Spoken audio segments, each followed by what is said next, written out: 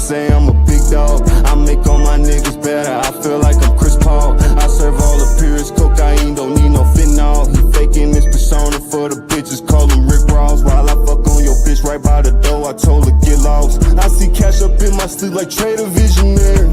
I keep sticks up on my side, got more than the military. Got up in that pussy, leave it creamy, Ben and Jerry's. Take off like a jet, I'm feeling like I'm Jason Terry. These niggas hate it, but these bitches love the way I'm shining though. I might get 100 years if the police find a dope. Dreaming for my baby mama, cause I found a finer hoe. I done put my Man, welcome back, y'all. We up in here. Play my music, man. We on that J Talk Sports shit today. Look, man, I wasn't actually supposed to do a video today at all, but I ran across something from House of Highlights that I just had to cover, y'all. I ain't gonna lie, I just had to cover it. I wanted to have the argument, the conversation about it. And I will be dropping a link for anybody that decides they wants to come up and debate some of these talking points that are going to be displayed on here. Got Marcus in the building. Yeah, Marcus, get your ass when I drop that link, get your ass up here because you a basketball person. You like sports. You say we talking NBA playoffs. Now we not talking about the playoffs. Not talking about the playoffs. That's gonna happen on Tuesday and Monday. You gotta be a little patient on that because we got to see how everything plays out for the first games. But yeah, before I even get started, man, let me go ahead and drop this in here. And y'all do your boy a favor before I really get into it, man. Make sure y'all hit that like, hit that subscribe, turn the noties on. Why the fuck did it do that? I'm not clicking on that. I'm clicking on this. But yeah, make sure y'all hit the like, subscribe, turn noties on, share the videos. Make sure y'all click all on them noties, man, so y'all know every time we drop some shit because YouTube will unsubscribe, turn off your notifications. They'll do things like that. YouTube on that whole ass shit. But either way though, we're gonna keep striving and keep fighting on this platform. Yeah, man, look, they had a OG, I forget this guy's name. He used to play in the league. He looks very familiar. They were having debates about different topics. Sometimes they House of Highlights does this thing where they bring in fans of the game and they bring somebody that was from the game or a part of the media or whatever, something like that, and they'll debate people back and forth and pretty much just have a good discussion or whatever. Sometimes a good discussion, sometimes it goes off the rail a little bit. But they're having a conversation today, and I want to go through it. I want to go through some of them. I don't really have an issue with some of them, but you'll know when I get to the contentious part. But yes, the link is down there for y'all that want to lean your opinion. But we're gonna go ahead and jump into it, and make sure y'all like and subscribe, man. Especially if you have not subbed up to the J Talk Sports channel, make sure y'all do that. Once we get monetized again over here on Let's Talk with JVJ, none of these sports shows will be coming over here. So make sure you subbed up over there, because otherwise you won't see these conversations. But either way though, let's go ahead and jump into it and see what we got. I don't know who this guy is, but let's get it. Magic's the GOAT point guard. I don't think you should talk me off that ledge. I'm convinced of it. OG, what up? What's up, brother? How you doing, my man? Repeat that statement. Magic Johnson is the best point guard in NBA history. Why do you think that? He revolutionized the position. Not only did he revolutionize the position, he was that from the door, and he stayed that for as long as he was in the league, which was 12 seasons, first team All-NBA. You don't care that he played with Kareem? You don't care that he played with James Worthy? You don't care that Steph Curry has revolutionized the three-point shot, that he's completely changed the game? Actually, he didn't revolutionise it. He enhanced it. No, he revolutionized because they wasn't shooting it at all before. They was not shooting it at all. You know your era wasn't shooting that. Your era was shooting that. Your era was straight mid-range. Have you ever heard of Bill Ellis? Have you ever heard of Larry Bird? Now, hold on, y'all. I want y'all to understand something. I have this shit at 1.25 speed. 1.25 speed. You would think I got this shit at 2x. They really were talking that fast back and forth to each other. Like, I sped it up just a little bit, 25%. They were talking that fast back and forth to each other. This is the type of conversation we started off with. And the conversation was based around Magic Johnson as the GOAT point guard. I tell people all the time, I defer to that one. I'm not going to sit here and argue that right now. Now, if Steph Curry got a 5th championship, I'm going to argue that shit till the cows come home. But right now, I'm not going to sit here and argue with that. I'm going to give Magic Johnson his respect. Just out of, like, that's out of respect. I'm just giving it to him out of respect. But if he get a 5th, it's going to be a problem. And we also always dismiss Isaiah Thomas. He never gets a part of this conversation. Isaiah should definitely be mentioned. I know he ain't got 5 chips like Magic, but y'all go back and watch some of them Isaiah tapes. Isaiah was a bad boy. But let's keep going. I'm sorry. I just wanted to point it out. Look, dude, I do not have this shit super fast. They just talking like that. You ever heard of Dale Ellis? Who is that? Of course you know who you're talking about. Of course, and Steph Curry, you have to care. He's the best point guard ever. And now I'm schooling you to Dale Ellis, right? Now I'm schooling you to Larry Bird. I'm schooling you to Craig Hodges, right? So let's stick to Steph and Magic. Who's a better shooter? Steph Curry's a better finisher. Oh, Magic. Who's a better passer? Magic. Who's a better mid-range shooter? I'll give Curry that. I know you do. Who's a better playoff performer? Magic. At what? 100%. He can't shoot. He don't got no left hand. Even if he didn't have any left hand, or even if he couldn't shoot, I can tell you that. I can tell you what he did do. He's a part of the biggest collapse in NBA history, being up 3-1 and actually losing an NBA championship. I'm sorry, sir. I can't hear. Let me clean my ears out. Let me start to hear you. Okay. Yeah, so let me tell you what Steph is better at. Yes, First of all, Steph is a 4-time champion. 100%. Steph is a unanimous I'm a 5-time MVP. champion. No, Okay. Steph is a unanimous MVP. You know what that 100%. means? You want me to spell it for you? Please, that put me means on. nobody else got a vote. Right. Steph got Which that. is nuts, by the no, way. it ain't nuts. Which is Magic nuts. was getting a So vote. I'm glad You could you put brought that any up. season with Matt. He wasn't And getting a I'm glad vote. you brought He ain't that got no up. left hand. Sure. He's 6'9" Ben Simmons. Steph Curry is really one of the best point guards we've ever seen in our life. My life, your life. You're older than me. And you have never seen a point guard better than Steph. And that's a fact. Well, there's two things. You just said he's one of the best point guards. We're talking about the best he's point better guard. than Not only is he Magic the not even best point top guard, I'm winning MVPs when Bird is in the league. I'm winning MVPs when Jordan is in the league. I'm winning MVPs Steph won when MVP Jabbar, with LeBron. with him in the league, right? Steph won MVP with Kevin Durant. Yes, he did. Steph won MVP with all these players. 100%. But what I'm talking about is that he won it with these players who you tell me that these players are better than. So Steph is better Bird, than all of them. no, Steph he's is not better better than than Bird Bird. too. He's not better than Steph is Bird. better than He's Magic, not bro. better than. Steph is a better shooter. Absolutely He's a not. better scorer by far. No way, It's not not by even far. All he close. does is shoot And the he long ball. actually That's dribble it. with the He left doesn't hand. do anything He else got the right hand, left hand, and yo, he has all the You moves. say that he's for you to say This he man can't was dribbling like this. You say he can't Like dribble. this. Right. And Like he was this. not only was he Back to the dribbling like basket. right, and not only That's dribbling like that, finishing like that, and put it. All right, y'all, we're not finding any common ground. So I forgot to mention 24-second shot clock. Once is getting too contentious. Finish your thought. The point that I was making was Magic being revolutionary. You talk about Steph Curry, he enhanced the three-point shot because guys were shooting. There was no 6'9" point guard in the league before Magic showed up. And if no Magic, there is no Luka. There is no Penny Hardaway. There is no big guard. Steph Curry, who is a long ball shooter, he enhanced that and he made that a bigger deal than what it was. But Magic revolutionized the game. That was electric. All right, next victim. Now here. I do got an input on this one. To say that Steph Curry did not revolutionize the game, he just revolutionized shooting deep balls. Those are one and the same. Because you can just look at how the game is played nowadays. It's 3 and out. It's not 2 and out. It's not give it to the big man and everything else is mid-range jumpers. It's start with the 3. If you can't get a 3, hopefully you got an easy dunk or an easy layup. He changed the way the game was. And we also got to put into it. We just got to throw it in there. I'm still picking Magic as the GOAT point guard. You do have to take into account when Magic came in the league, Magic didn't change the league by himself. It was him and Larry Bird. And it really got changed because of the racial dynamic in America. Just like they should have used when it came to the WNBA, but they just want to go to some other shit. But it was that racial dynamic of them playing against each other in college and then coming into the league. One's on LA, one's on Boston. Like, that helped out. It wasn't just Magic alone coming to the Lakers and just magically turning it around and doing all this shit. It wasn't that. So don't sit here. Steph Curry, I think, had a more of an impact on the league than Magic Johnson did. But I am saying that Magic, as of right now, is the point guard GOAT. I'll give him that for right now.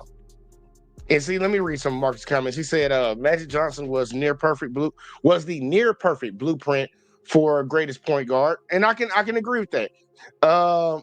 Because it's supposed to be a floor general. A lot of people think about AI or Derrick Rose and stuff like that, or Steph Curry, scoring guards, scoring point guards. A point guard is supposed to facilitate. That's why I think, truly, if it came down to playing the position the way the position was designed, and I know some people are going to get irritated with this, but Chris Paul is the point guard. Because that man always played his role as a point guard. Number one first. His first duty was to assist the ball, facilitate the offense. I ain't never seen nobody play point guard as efficient as Chris Paul. Now, if you want to say other people did it better in other ways, fine and dandy. But Chris Paul was a true floor general. Rajon Rondo, people sleep on his playoff performances. Regular season, I ain't going to say too much about that. But playoff performances, that motherfucker was up there too. As a true point guard. It wasn't shoot first. It was get shit popping. And then Marcus said, I can't remember the OG's name, but I believe he played in the NBA with some of these greats. Yeah, he did. He Charles, I forget his, I don't think that's Oakley. I don't think it's Charles Oakley. But yeah, he played in the league. And then Marcus also said it's definitely disingenuous to say just the shot, but Steph definitely was generationally changed it for 2 generations and how we play in high school and college to the pros, and say, yep, Rondo did his thing in the playoffs. Yeah, I remember that game where Rondo bent his arm all the, like, y'all, pitcher bending, this shit bends like this. Pitcher bending that bitch back the other way. And this dude still came back in the game and dropped 45 with one arm. They had that shit wrapped up so much, and that boy was out there dribbling with one fucking hand getting it. So I'm like, hey man, Rondo always need to get some praise. And y'all know he's a part of the Bucks coaching staff. If y'all didn't know. Y'all know what Rondo's been doing lately. But either way though, I'm gonna keep riding, man. I don't want to get caught up on that. But yeah. Damn. What's up, brother? How you doing? What's up, man? What's going on, brother? All right, I had a quick question. If Magic Johnson was in the NBA today, what would his stat line look like? If Magic Johnson was in the NBA today, with the amount of switching that we have in the NBA, with the amount of defense that we have, how wide open the floor is, Magic Johnson would be what Luka is doing. It would be something similar to that. I'm tired of old heads saying that. I want him to say that again, and I'm gonna tell you why it's a bullshit. That's a bullshit statement. Okay. You talk about Steph Curry, he enhanced the three-point shot because guys were shooting. There was no 6. If he couldn't shoot the ball, where's that 24 game that he Least skilled NBA player of all time? There is no Luka. There is no Penny. Absolutely. He's a better scorer by far. Point guard. Common ground. So I jumped all the way around. He enhanced that. Stat line look like? That there we Magic revolutionized the game. that was electric. All right, next victim. All right, here we go. What's up, brother? My bad, y'all. I jumped around. brother? All right, I had a quick question. If Magic Johnson was in the NBA today, what would his stat line look like? If Magic Johnson was in the NBA today, with the amount of switching that we have in the NBA, with the amount of defense that we have, how wide open the floor is, Magic Johnson. That point right there, the floor would not be wide open if Magic played.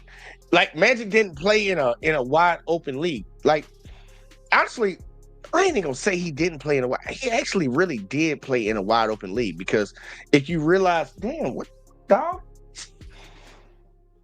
Damn, I smell something. But did you got your ass right? Hold up, y'all. Nah, come on, man. Nah, bro. Nah, we're not doing this. We're not doing this. I know you want to be on camera and be seen. Go sit over there in your chair. But back in Magic's time, y'all know that they couldn't play zone defense. They could not switch. It was called illegal defense. So to say wide open now, it's only open in the sense of most people don't clog the paint. The big men can't just sit there and roam in the paint. But in the grand scheme of things, Magic only had to beat one person to get to the basket. Michael Jordan only had to beat one person because they could not come over. They couldn't come over unless you was making an attempt at the rim. Like, we got to be realistic about what the rules were during that time. So I don't know about that argument. Oh, heads need to stop saying that. Would it be a wide open like this? All you had to do was beat one person. Now you got to worry about everybody. Yeah, it's spaced out more because everybody's more skilled to be able to shoot a deep ball or make a cut to the basket or some shit like that. But back during your time, couldn't nobody help on defense? It was one-on-one. It was easier. If you put the players now in that one-on-one situation where nobody could help in this illegal defense, bro, these dudes would be cooking motherfuckers, bro. Y'all remember prime James Harden? They was guarding this nigga from the side. Like, bro, he would eat in the goddamn 90s. He'd eat in the 80s and shit. Let's stop playing now. Johnson would be what Luka is doing. It would be something similar to that. What Luka's doing? What Luka was doing in terms of He can't assists. shoot the ball. I'm glad you brought that up because we're talking about a slower pace in the NBA, right? When the big man was just throwing the ball into the big man. If he couldn't shoot the ball, where's that 24 game that he was getting? Where's that 20? He had a 5-year stretch where he averaged 22 a game. Yeah, you want to do that in today's NBA. I'll tell you in exactly. fact, not only would he do that today, he would be even better today at that because the game is so wide open. And now I got guys like Joel Embiid trying to cover Magic 22, 23 feet away from the basket. And I got guys like Trae Young trying to deal with Magic Johnson in transition. That's lunch meat right there. Current day Magic. Why in the fuck would Joel Embiid be on Magic Johnson? Why in the fuck would Trae Young be on Magic Johnson? That's it. That's a fallacy right there. Don't take that into account, y'all, for nothing. Because we already know how coaching goes, how they scheme up. Your best player is probably not guarding the best player on the other side. You're gonna put your best defender, and if your best defender happens to be your best player, you might slide him off on somebody else because you want to conserve his energy on offense. Those two players that he named would not be guarding no motherfucking Magic Johnson. Maybe Joel Embiid. Maybe Joel Embiid. Maybe. They would never put Trae Young on Magic Johnson. He's undersized. He wouldn't guard. No. Hell no. You'll put somebody that can match up a little bit better. That dude, that I ain't even gonna say the name of the dude that play for the Hawks because they ain't in the playoffs right now, so I ain't even gonna get in no mentions. But they got some people they could put on Magic. They got some people. It wouldn't be fucking Trae, and it would, man, possibly Joel Embiid. Possibly. I wouldn't put that nigga on that nigga, but possibly. Magic Johnson would be Ben Simmons, and Ben Simmons is better in every. Ben Simmons is a better passer. He was a defensive player of the year. Now that's cap right there. Ben Simmons ain't no comparison to Magic Johnson. Similar, game style, gameplay, but nah, bro, you tripping now. What separates Number one defensive and player also, I'll ever. go first. Say Made Magic all Johnson. league defensive Magic teams Johnson is one one of the time. worst NBA players of all time. Made He had all no league skill. defensive team He's one the time. least skilled NBA player of all time. What was he good at? Nothing. Everything. Being big. That's the only thing he was ever good at. But in today's NBA, you can't do that. You're going to be exploited. You know why? Because you just had Luka. Luka could shoot the ball. Luka's a better passer. Luka's better at everything besides being 6'9", because that's your only argument. Sure. We already have current day Magic Johnson, and his name is Ben Simmons, and he's trash. So if- he's terrible. So if Magic The only player that's worse than Magic Johnson is Russell Westbrook, who also can't shoot. Right. So if Magic was as trash as he is, Yeah. and Ben Simmons was as good as he is, Yeah. what are we doing with Ben Simmons I didn't today? say Ben Simmons is good. You said that. I didn't. Magic Johnson You is what said Ben that. Simmons is. That's So- not what I said. So if Magic Johnson was what Ben Simmons is, how many? Nah, old head, you did say that Ben Simmons. You said that. He didn't say that. And that's lunch meat right there.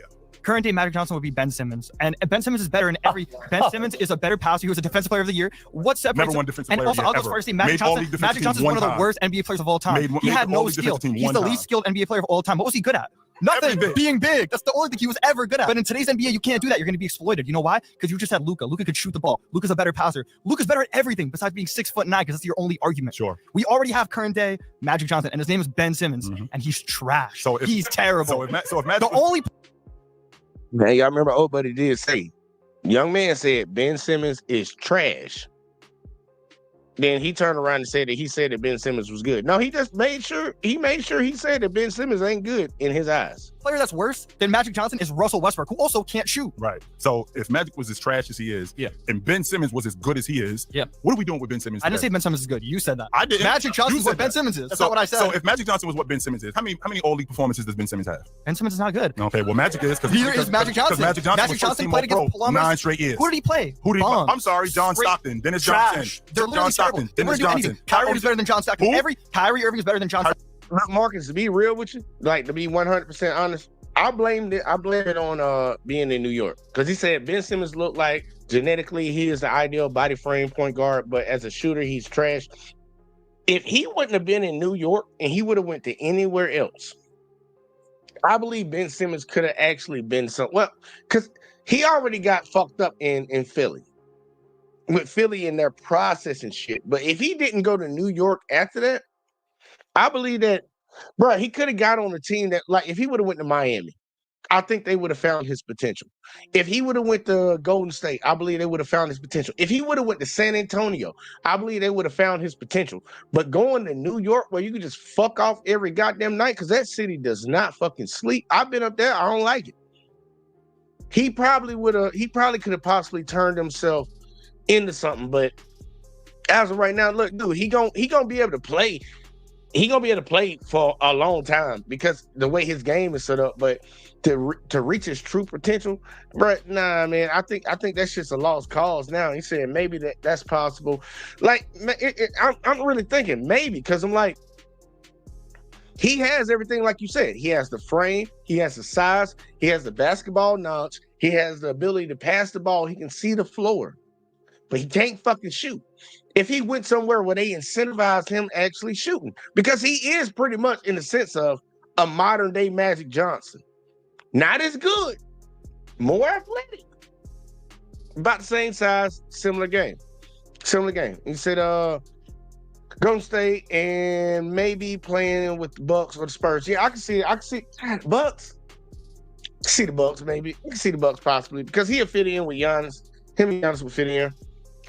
And you can move him off, but if Ben Simmons learns how to transition his game, since he don't want to learn how to shoot and shit, if he transitions his game and being somebody like a more athletic, better passing Draymond Green, if he transitions his game into that, he's definitely going to survive. He'll definitely be an all-star if he picks that side up. Because scoring, if he don't want to learn how to shoot, man, he just need to take scoring out of his playbook and just be an assister, a defender, a rebounder, and somebody that's oversized in his position.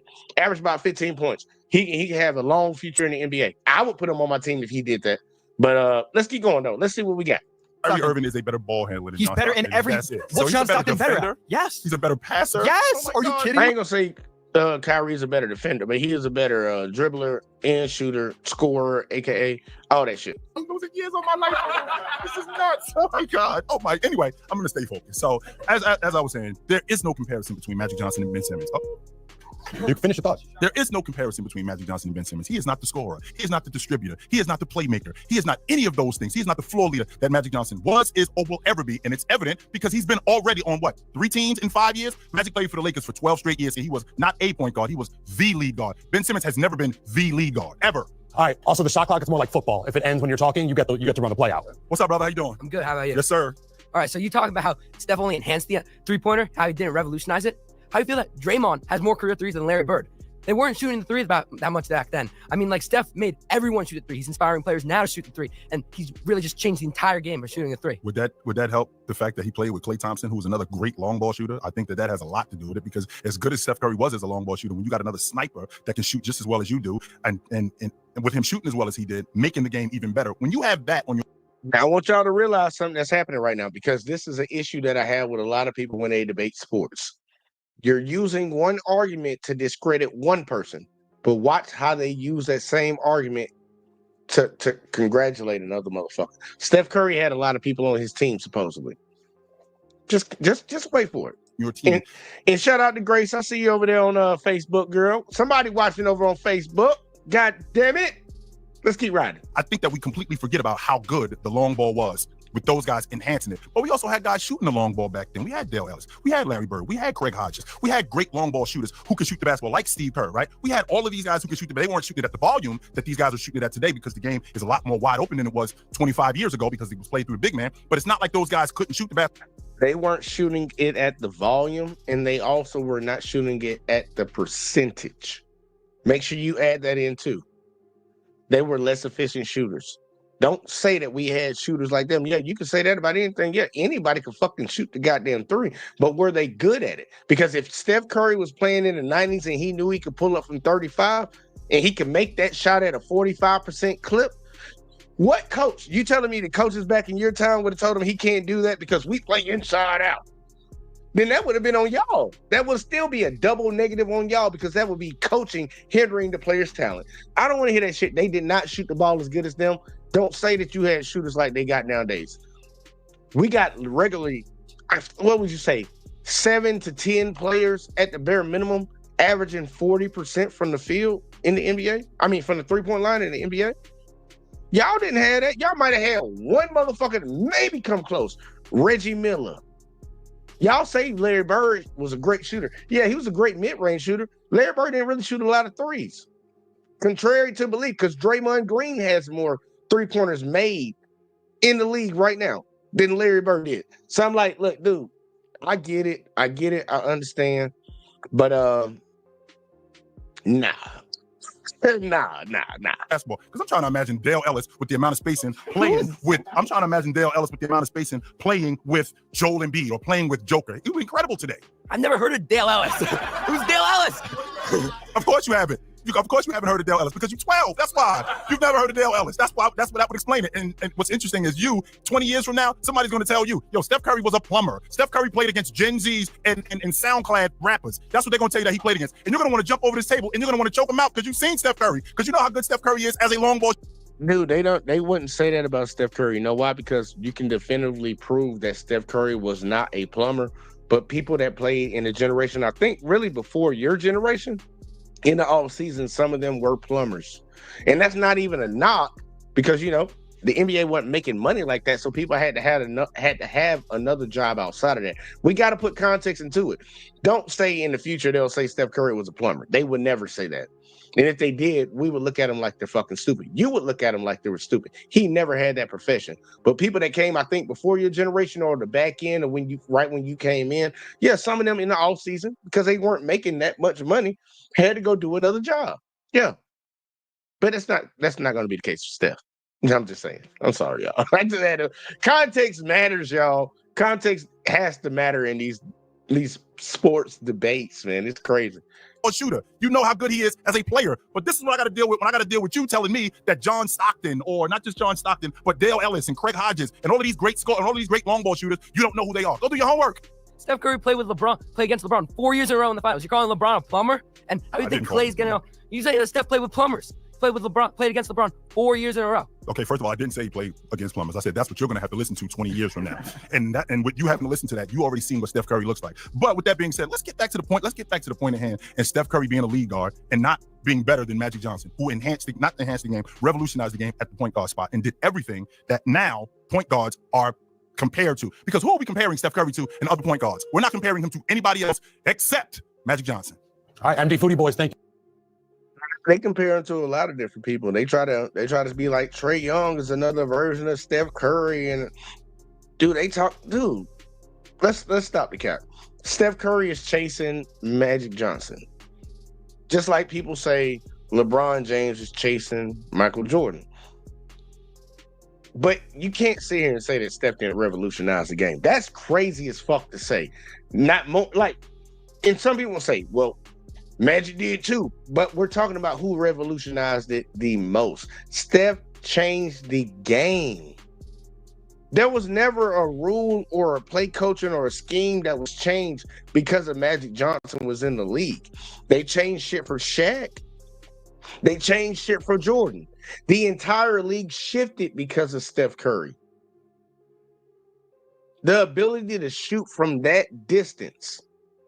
Now you guard even further out. People have to change their defensive schemes. They didn't change their defensive schemes from what they traditionally did to guard Magic. They did for Steph. Kids changed the way that they play basketball now in high school, the prep level, AAU, all this shit. Now because of Steph Curry, everybody wants to shoot that thing. That's why you have big men floating out now and shooting threes. Magic didn't have no. Steph changed the game way more than Magic did, but I'm not going to argue that. We'll give Magic the goddamn. I will at least give Magic the GOAT status of point guard. Once again, with a caveat: if Steph get one more, I'm done with that. It's going to be Steph. But as of right now, Magic holds that trophy. That he has the crown on his head for it, and I ain't got no problem with people arguing that. But to sit here and say that man ain't revolutionized the game more than Magic, that's just blasphemy right there. That's crazy. Thank you so much for joining us. Please go check out. And this young man, the last two, they had 1 or 2 points, but majority of it, they lost that debate. Dale Ellis. Last round for this topic. What's up, Dale? Listen, man, let's expose Magic Johnson right now. Do it. Build a team around Magic Johnson in today's game where he doesn't get exposed. Because I'm looking at Magic Johnson, we're leaving him wide open from 3, OG. We're leaving him open. What center is he going to play with? What center is he going to play with where you're going to be able to just have all this spacing around him? I would love to know. Let me know. The centers that he could play around, he could play with Joel Embiid. He could play with Joker. In fact, That spacing with Joel Embiid? That would pretty much be Ben Simmons in today's time. But the only difference is Ben Simmons could use his left hand. So that's something. And I don't know who shoots better. They both suck at shooting. I'll probably give it to Magic being a better shooter than Ben, but that's not saying a lot. But you saying you replace him with Joel Embiid?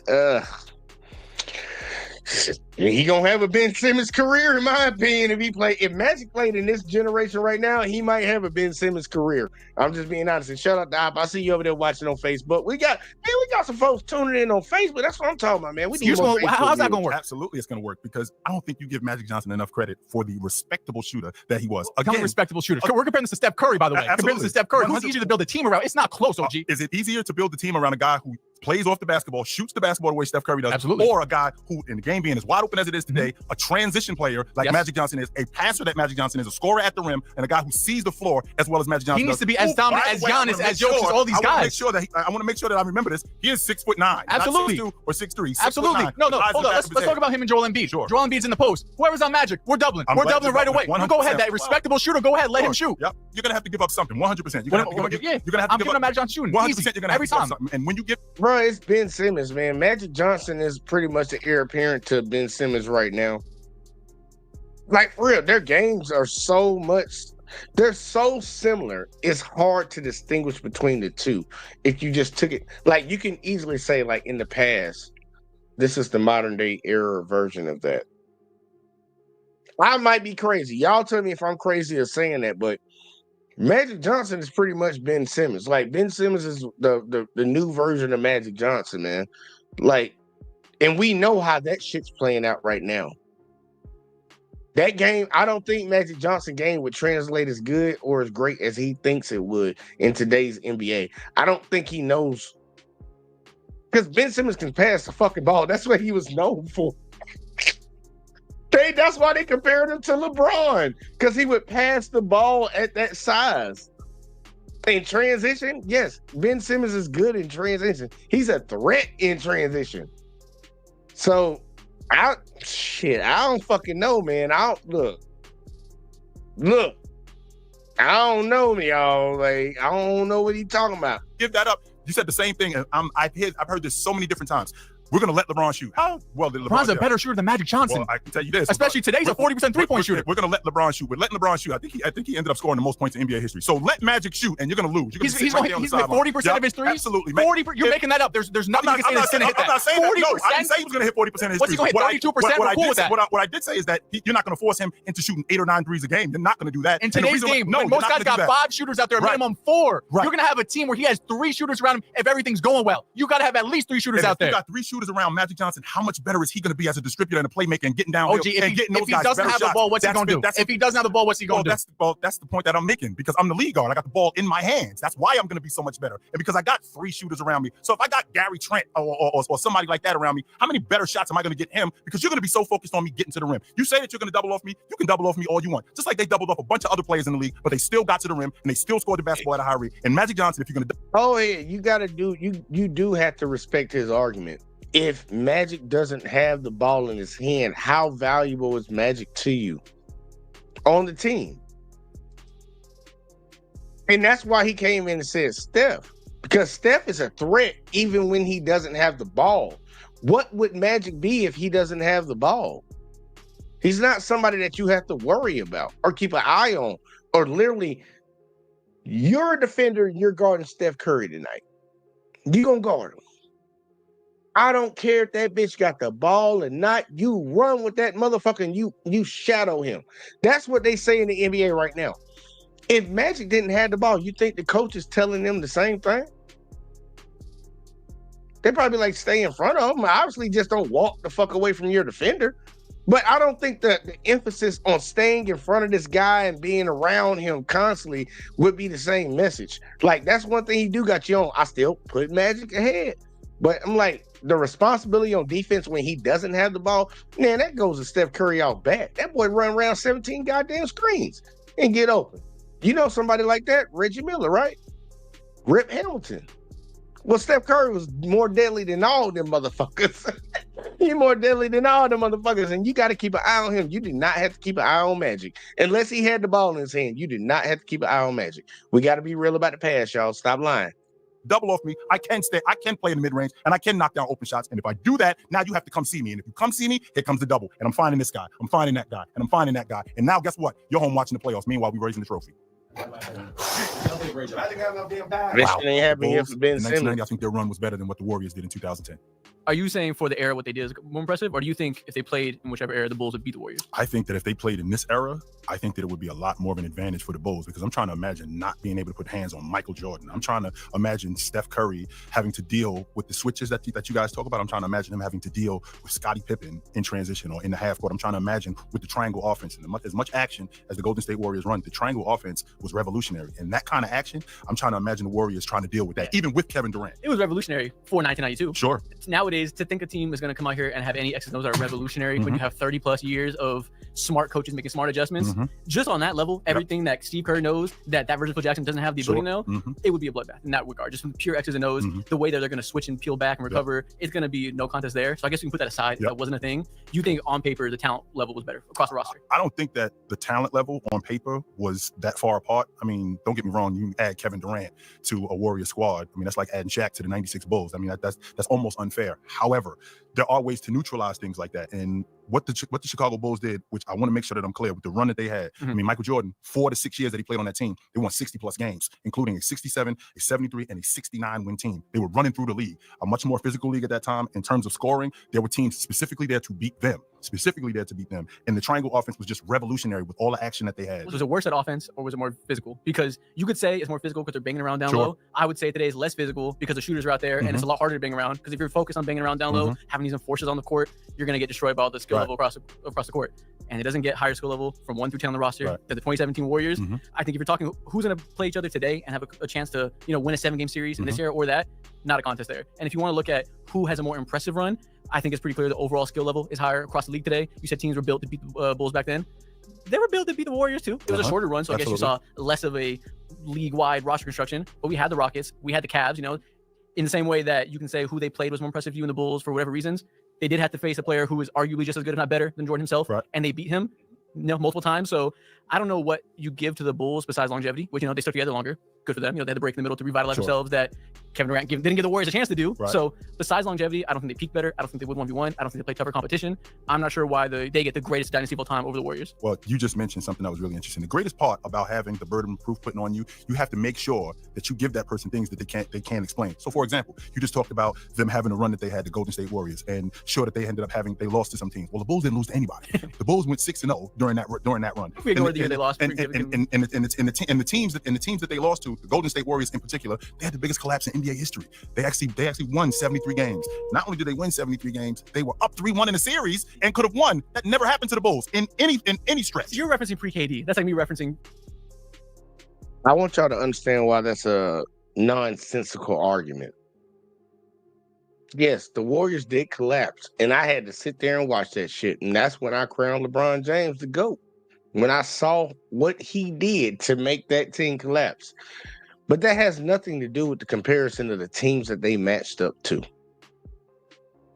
None of the teams that the Bulls played were even close in the atmosphere. Y'all remember that atmosphere? Y'all remember that dude coming in the building? Look, none of the teams were as good as goddamn Golden State. Not the Jazz, who they played twice, not the Supersonics, not the retiring motherfucking Lakers. None of these motherfuckers, man. Stop the goddamn cap. Not the Phoenix Suns. Y'all, nah, bro. The Bulls did not face any level of competition that the Warriors faced, and they didn't run up against any team compared to the Warriors. The Warriors ran up against goddamn GOAT James, and they went and got KD because of that. The Bulls didn't run against any motherfucker like that. They didn't. Stop the cap. Stop the cap. Early Jordan before he was actually the version he is himself. That's not the same type of team. 20's KD on is the one that's the best team of all time. So yeah, the baby version of that wasn't quite superpower like you said. They added Shaq to the Bulls. Yeah, they lost beforehand, but when we talk about the best team of all time, you are aware that they won 73 games without KD. You are and they aware got that. even better. And they got even better. So imagine that. Imagine 73 adding KD. Right. That's why it's such a non-contest. Well, think about why they had to add KD. They had to add. Think about the number. The 73 wins. That's just an argument that's going to get disproved all the time because you can't say that the Bulls, and this is an argument that a lot of people will probably run across when it comes to the Bulls argument, like the best team of all time. They said the Bulls were the best team of all time because they won those games, those 72 games. But then when a team eclipses that, they'll still say that the team that eclipsed it wasn't better than the team that won less. So then it really comes down to talent. And the team that had Golden State and Kevin Durant on it would demolish the fucking Bulls. Pick whatever year you want. And we all know that. It doesn't matter that they didn't win 73, 72 games. We know they're a better team. So the argument has to translate. It has to translate. If you want to say that Bulls team is better than that Warriors team that broke their record, okay. Well, the Warriors team that added KD was definitely better than the team that added that won those 73 games. That Bulls team that won it. It's just a triangle. Just draw the dots and line it up. Ain't no way. They couldn't guard no Curry and Kevin Durant with Clay on the side too. Bitch, y'all crazy. What that Bulls team gonna do? You better hope Dennis Rodman get all the rebounds, and I hope that goddamn Jordan makes all the shots, and hope that Scottie Pippen play the best defense of his life. Because outside of that, y'all motherfuckers gonna lose, bruh.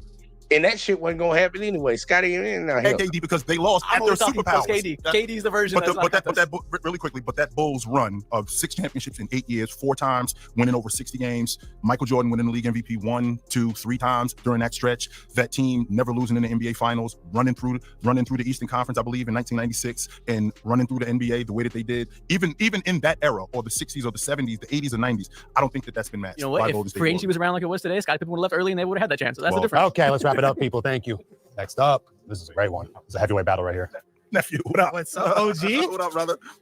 I feel like there's a blatant disrespect for the 2017 Warriors once they got Kevin Durant. I think if you're talking about the Warriors in 2015 and 2016, you have an argument. I think there's too much talent on the post-Warriors with Kevin Durant for them to not be as good as the Bulls. Yep. You have Steph Curry, you have Klay Thompson, you have Kevin Durant, you have Draymond Green, you also have Andre Iguodala off the bench.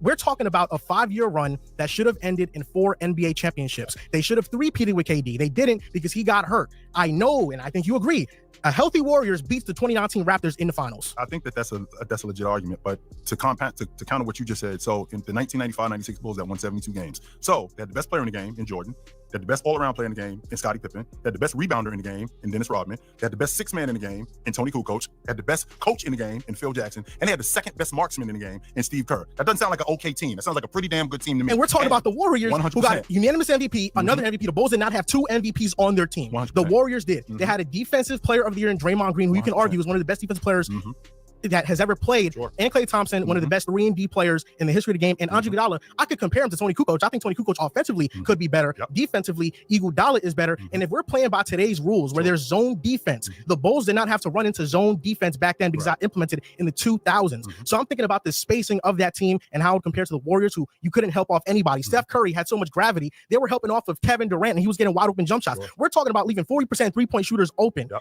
Almost every possession down the court. And then the last thing I'll mention is that I feel like the Bulls did not play a big three as good as the 2017 Cavaliers with LeBron James, Kyrie.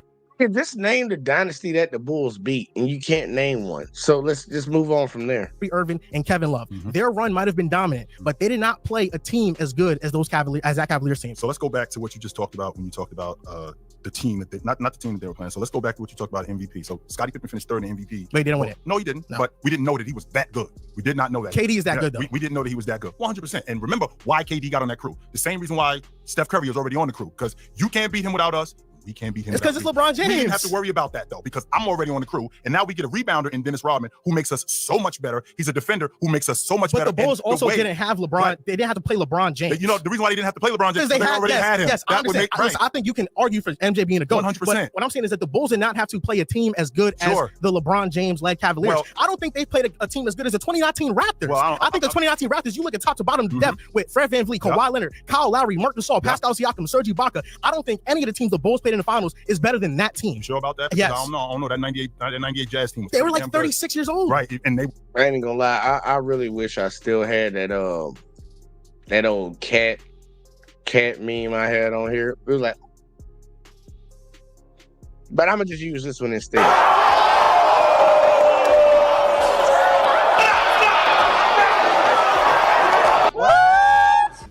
Damn. When you really think about it, name a team that Jordan went up against that was better than that Raptors team that had Kawhi, had Siakam, had Serge Ibaka, had Kyle Lowry. Name a team that Jordan them beat. And I know some people going to automatically try to run to the Jazz. In the grand scheme of things, think about the team, not individual players. Because you can say Gary Payton was a better point guard than Kyle Lowry. You can say that Sean Kemp was a better power forward than Serge Ibaka or whoever the fuck else they had running power forward at the time. We're talking about the team as a whole. That Raptors team was not a bad team. I'm not going to knock that argument. And I think that's debatable. I think that's a debatable conversation right there. It was still they were leading the league in score. They were leading the league in scoring that year, and that's including with the Bulls running around. They were leading the league in scoring that year. They had a league MVP in Karl Malone. They had arguably the best distributor in the game. They had a marksman in Jeff Hornacek. They had one of the better lockdown defenders in Brian Russell. They had a great dirty work guy in Austin Carr. They had everything that's necessary. Like you just the Raptors have that though, because I didn't mention Danny Green, who you can with Brian Russell 3-point shooting, defending. Sure, he's one of the best 3-and-Ds as well. So I think the Raptors just overall had more depth. Maybe you want to argue Karl Malone and John Stockton. They had more star power, but I'm looking at Kawhi Leonard, Pascal Siakam, Kyle Lowry. Those are 3 all-star level players on one team. Right. And with that being said, I think that the teams that the Bulls ran into, that Phoenix team, that Portland Trailblazers team, that Seattle team, I think that those teams are comparable to the teams that we've seen in the 2010s in terms of champions. Now, I can't say with the Cleveland Cavaliers team because they won it. So I think that that's a little bit different. But in terms of losers, I think that all of those loser teams are comparable, including the 2019 Toronto Raptors. I think they're comparable to all those teams. Absolutely. Good job. Wow. Very respectable. The lie detector test determined that was a lie. They're not. They're not. There's levels to this shit, and I would not compare those two at all. But we got to move past this argument of the Warriors versus what you call it. We're gonna move on to the topic of the 90s is overrated. And I want to hear just the first person's argument, the back and forth on that one. And then after that, we're going to skip to the next one because, it gets to certain topics, but we're running into it right now. So let's go ahead and get to it. We're actually going to move on to the next topic. But, judges, any updates? Who has the lead right now? I mean, that one was very, That was good. very, Yeah, very close. That was very close. For me, it's just tough. I felt like they were talking about a 3-year stint of the Warriors with Kevin Durant, while you were talking about 8 years where they won 6. Yeah, they weren't quite attacked 4. Also, if we're talking about injuries, was Kevin Love and Kyrie Irving not hurt during the 2015? Well, and how about Kawhi getting hurt against the Warriors? And Zaza Pachulia. Yep. You know what I'm saying? Draymond had to put a hit out on Kawhi with Zaza in order to do that. So, right. I'm just saying. Since we're on the subject of the 90s, I think one of the biggest problems that I have is that people talk about the 90s being overrated. I don't think the 90s is overrated. I don't. You got to hear that because your generation are the most nostalgic motherfuckers in the world. You guys evangelize everything. There wasn't mass media back then. You go on the TV, you have like 5 channels to choose from. You're watching Golden Girls, you're watching the news, or you're watching Chicago Bulls play. So because of that, the response to that you see from young people that are too disrespectful, too dismissive of what was around back then that actually has merit. Yep.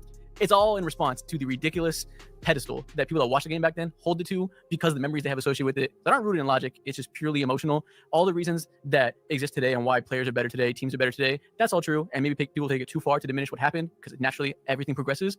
It all comes down. I don't know if it's emotional because, we can talk fact. I think about the players that played in the 90s, the athlete that was in the 90s. There were some ridiculous athletes in the 90s. And since you're talking about media, I'm trying to imagine what the media looks like when they're talking about Charles Barkley, who from 1989 to 1993, he had, I think, 85. Yeah, he had 85, 30, and 10 games. That's more than KG, right? So this is what's going to imagine if we're covering this. We don't claim KG, so you can have that one. Guy every day. See, I was only able to see this once in a while. John Stockton, he had a 10-year, he had a 3-year stretch where he went 17 and 13, 17 and 14. You know the fucked up shit is KG don't even claim the new school era. He claims to be a part of the old school back in my day, motherfucker. So yeah, KG, I don't even know how you used him.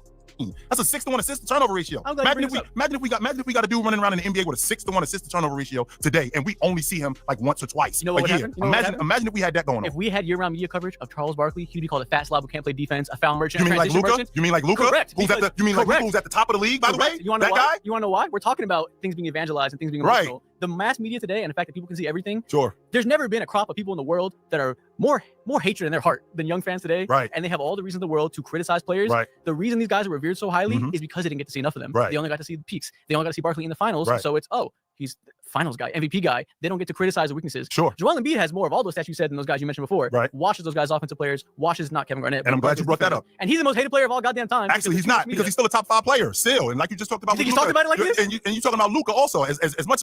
Dude, what do you mean he's not that hated of a player? They've criticized the shit out of that dude. But you say he's still a top 5, so that diminishes it. So if I say that people criticize LeBron, it gets diminished because some people say he's a number 2 all the time? No, the criticism is still the criticism. Charles Barkley played in this league right now. They'll talk about him like he was Zion. But guess what? Charles Barkley didn't have to deal with that media perspective being put on him. He didn't have that magnifying glass on him, just like none of the old heads during that time had a magnifying glass on them. They didn't have social media like we got right now. So think about it. The players on the court right now have to deal with off the court shit plus keeping up with the league that is more athletic, faster, stronger, and bigger. They're playing in a tougher league. I don't care what people keep saying. I know you want to magnify and glorify and romanticize the past. Everything evolves over time. And this evolution is better than what the fuck y'all had during that time, at least when it pertains to the players. You ain't got to like how the game is played, but the players are way better than what the fuck y'all were. Like, stop the cap. And see, I got CJ in the building. I forgot I ain't even hit you up when I first seen you. You say, so the fuck what? Isaiah was most hated and he defense. So the fuck what? Isaiah Thomas was most hated and he definitely was top 5. Yeah, definitely. Yeah, I agree with that. And they say that the 90s was just more physical. Yeah, it was. And the sad part, when we say physical, make sure y'all understand what we mean by physical. Not that they were better defenders. Nah, if you couldn't stay in front of a motherfucker, you fouled that bitch. They were more physical. That's the physical that I'm speaking of. But either way, though, I'm gonna let him continue this argument, man. It's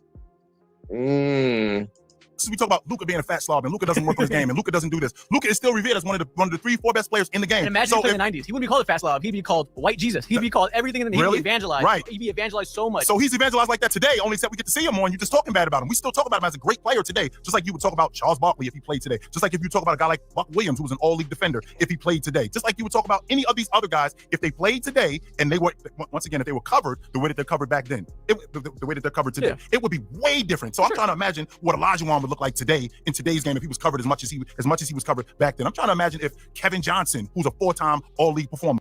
You need to understand that's a double-edged sword, though. You're trying to take the positive from it, but you don't understand there's a negative that comes along with that same statement. If they're covered more, then they got to deal with this shit. And a lot of people don't understand the mental part of playing sports. People that play sports understand the mental part, but people that haven't, unless you've been in a high intense situation, like whatever industry you work in, you don't really get it. That mental plays on you. It's a load on top of your head, and it's all about you keeping your mind straight in spite of whatever the fuck they say about you.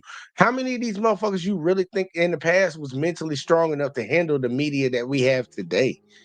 Because a lot of them can't even handle it right now when we talk about the past. Check on themselves. I don't know, man. You gotta add all aspects into it, add that context to it, man. That's a double-edged sword, whether you know it or not, buddy. Mark Price, what he would look like in today's game, or Penny Hardaway, how we would be covering those, how would we be talking about these guys today. I don't think that the game is overrated. I think that the game is actually underrated, because if you think about Anthony Edwards, who do we compare him to, right? If you think about Steph Curry, who do we compare him to? Magic. So when we talk about all of these guys, I don't think it's under. Nah. You compare Anthony Edwards to somebody because their game is very similar. You don't compare Steph Curry to Magic Johnson because their game is similar. That's for another fucking reason. That was two different fucking things he just said. Like, don't do that. Because I know when he was talking about Anthony Edwards, he was gonna say Michael Jordan. But Steph, the Magic, dude, that comparison is made off of something completely fucking different. Those are two different things. You got to make those distinctions, man. You just can't say shit like that. Because I'm like, Steph is a 6'4", a 6'4" guard. Magic Johnson was 6'9". Their games are completely different. Magic couldn't shoot. Steph could. We already covered this conversation earlier. Like, nah, don't do that comparison like that, man, unless you're going to add the context to it. And CJ said today's game way more talented, and he just admitted it. Yeah. But he's still going to argue his point. Rated. I don't think that it's revered as not. I don't think he know he said it. I don't want to go overboard with it. Yeah. I don't I see what you're saying. There's definitely pros and cons. Some guys who get more spotlight and less. Sure. But overall, you remember things fondly when you don't see the negatives as much. And these days, you see a whole lot of negatives go with positives that really muddies things up. And history remembers the positives a lot more than negatives. So that is why people of that generation tend to overrate things and, give and take. Fair enough. How premeditated was the... All right, now we're going to go to the next topic. Oh, Lord. Oh, Jesus Christ. This is really an argument? We're going to see who the first person is, because the argument is Larry Bird is better than Kevin Durant. I want to know what they're guarding on, but I want to go to the guy that I know can actually argue a point. This guy actually made good points, because this is definitely, I'm picking Kevin Durant ahead of time right now, y'all. So anybody that wants to debate that part, y'all can go ahead and debate it all you want. But I want to hear what old buddy say. CJ said it was definitely two different examples, but he just proved our point. Only get the Jordan comparison because a skillet. You can't compare these niggas to people who didn't have the skills like them. Yeah, real shit. Yeah, okay, I get you. Skill set. I mean, okay, I got you. Yeah, skill set. Yeah, their game wasn't similar. They didn't play the same way. Like when we say earlier in the video, it was Magic Johnson. It's like Ben Simmons compares the best to him out of all the players in the league right now. That their skill set was the same. Neither one of them were known for scoring, or at least definitely not shooting, but they were big guards that could fucking run the offense and pass the ball. That's a good comparison. Fucking, yeah, Steph the Magic definitely ain't. But he go either way, though. Larry Bird's better than Kevin Durant. He's saying, the old head is saying that Larry Bird is better than Kevin Durant. I don't know what the fuck you grading on, because if we grading as a player, that shit is fucking laughable. But maybe he's grading on winning. Let's see. Yes, sir. I feel like you're being way too disrespectful to Kevin Durant. We're talking about easy money sniper. We're talking about a 7-footer who can handle like a guard, who can shoot like one of the best shooters on the planet. Now I understand Larry Bird and everything he's done, but he came into the league and yes, I do, because he played with Dennis Johnson, he played with Robert Parrish, he played with Kevin McHale, he played with Danny Ainge. He had a great roster. I'm looking at Kevin Durant after his rookie year. He went on a run where he averaged 30, 30, 30, and 30. 2014 MVP, 77% at the rim. He led a team to the NBA Finals. Now I will say I wouldn't choose him to lead my army. I think he's more of a mercenary for hire. And we saw. I agree, but we saw what he did with Golden State outdueling LeBron James, and we know in 2021, if his foot isn't on the line, the Nets beat the Bucks in Game 7, and they go to the NBA Finals and they win. That year they didn't win because of injuries. I just look at KD and what he had to deal with, especially early on in OKC. Can you name me the starting lineup for OKC? The OKC starting lineup. The year they made the NBA Finals. Yeah, they made the finals. You had Russ, you had Serge Ibaka, you had Roberson. No, Roberson wasn't on the crew. You had Russ, you had KD, you had Ibaka, Roberson was on the crew. I think Kendrick Perkins was on, Cephalosha? and Cephalosha. That's the 5. Yep. Does that compare to any of the teams Larry Bird had with the Celtics? Hey, man, like my grandmother always told me, anybody can train a secretary. Screw him up, too, though, just so you know. Let's make sure that we clear on that, because just because he had a bomb squad does not mean it would have worked. And Bird made that crew so much better. Let's make sure that we're... Hold up now, y'all. I told y'all earlier when he said that shit against Steph Curry, when he talked about the players on his team and shit, when he tried to hype up the competition of what Jordan ran against, he didn't give that excuse. But he giving that excuse right now. Either way, let's keep it going. Clear that in 1981, when they won the NBA championship, Bird was in year 2. Kevin McHale was a rookie. So he's leading this crew to the NBA championship. He's the best player on that team. No, he didn't win the Finals MVP. That went to Cedric Maxwell. But now we're moving. So he didn't win Finals MVP? No, he did not win. KD went to the Warriors and won Finals MVP 2 years in a row with Steph, a unanimous MVP on his roster. Now I'm glad you brought that up, because if you remember that series in 2017, if you think about what Steph Curry did, he almost averaged a triple-double in the NBA Finals. KD was better. KD was better. Are we sure about that? Yes, I'm sure. He went 26, 10, and 7 during that playoff series. In both final series, he hit the dagger. Yes, now hitting the dagger does not mean that you're better. Just because you hit the last shot does not mean that you're better. Well, he was better than Steph. So Steph, he averaged 30. Steph took on 50, 40, 90. Steph took a step back in order to let KD do and why what did he take a step back? He took a because step back. He knows KD's better. But he needed KD to be KD. That doesn't mean that KD was better. He needed KD to be KD. So you Otherwise, think Steph is better than KD? I do think Steph is better than KD. All right. 100%. I just want to say an argument of Larry Bird, because I don't look defensively. You can have the numbers of defensive teams. I think most of that was due to reputation, because no way Larry Bird cannot jump 2 feet off the ground. Kevin Durant can. He's way more athletic. You talk about a prime KD that could get to the basket, finish 77% at the rim, 50% mid-range shooter. There is nothing, and I mean nothing, outside of passing that Larry Bird does better than Kevin Durant. I think it's interesting you said that he can't jump 2 feet off the ground. Meanwhile, he's spinning on the baseline on Dennis Rodman and reverse dunking on him in the playoffs. That's going on. So I think that's a little bit higher than 2 inches off the ground. That's going on. With that also being said, as a player, as a playmaker, as a passer, as a distributor, as a rebounder, how smart Larry Bird was. I remember Larry Bird specifically saying, you see the game 2 steps ahead. Now, when I think about a guy thinking the game like that, that tells me that that's a genius. I see the game 2 steps ahead, where I see this guy going to be there and he's going to be there. And when it works out like that, it works out exactly the way you did, exactly the way you think it works. That's a basketball IQ that you can't teach. Judges, how did that round go? Let's start from the side. Yeah, here, check this. Matter of fact, let's see what the judges got to say. Yeah, I think that was a dog versus dog battle is what you guys were it comes down to. And I think OG was explaining Larry Bird had the dog and KD's dog was a puppy in comparison. I didn't hear the hate of Bird. We got to hear some hate. There's no hate. This is the most respectable one they've done. You're the hater. You got to hate. That's true. No? I mean, look, it's tough for me just because I watched Kevin Durant my entire life. I can't say that I watched too much of Bird. He had a broken back on the sideline, laying on the floor in what was that, 93, OG? 92? So it's tough for me because I seen KD and I want to say that he's better, but I can't help but wish if this was 2K, we could turn injuries off and have Larry Bird have a 20-year career like KD's going to have and see what that would look like. So it's tough. Tim Duncan is the best power. Now, see, you can't. I get what he's saying, but you can't make that argument right now. Shoulda, coulda, woulda, what the fuck if? Nah, we talking about what he is. KD's still playing right now. So if you want to hold off on this argument, I would love to hold off on the argument until KD gets done. But we can clearly say right now, outside of championships, KD was KD. That's not even a conversation in my book whether who's better, Kevin Durant or Larry Bird. You give Larry Bird his props because of the era he came from and how he won, regardless of the team that he was on, because he was on a stacked team, and you give him that homage. But player to player, individual, and that's the conversation that I have with people like when it comes to Michael Jordan and LeBron. Motherfucker, we know who the better player is. Some people will still disagree when it comes to Jordan and LeBron, but when it comes to Larry Bird and Kevin Durant, man, Kevin Durant's a way better fucking player than goddamn Larry Bird. Like, stop the cap. Like, man, people need to stop that nonsense, man. I understand you want to gatekeep your generation and your era and shit, but like, dude, come on now. Larry Bird couldn't fucking cross a motherfucker up, step back, shoot that bitch at 7 foot. They're not even similar players to even compare. Like, come on, man. Kevin Durant was a better player than goddamn Larry Bird, bro. Stop the cap, man. And CJ said, I don't, because Boston was ass in the 90s. I would have been just like KD and Phoenix. Real shit. Real shit.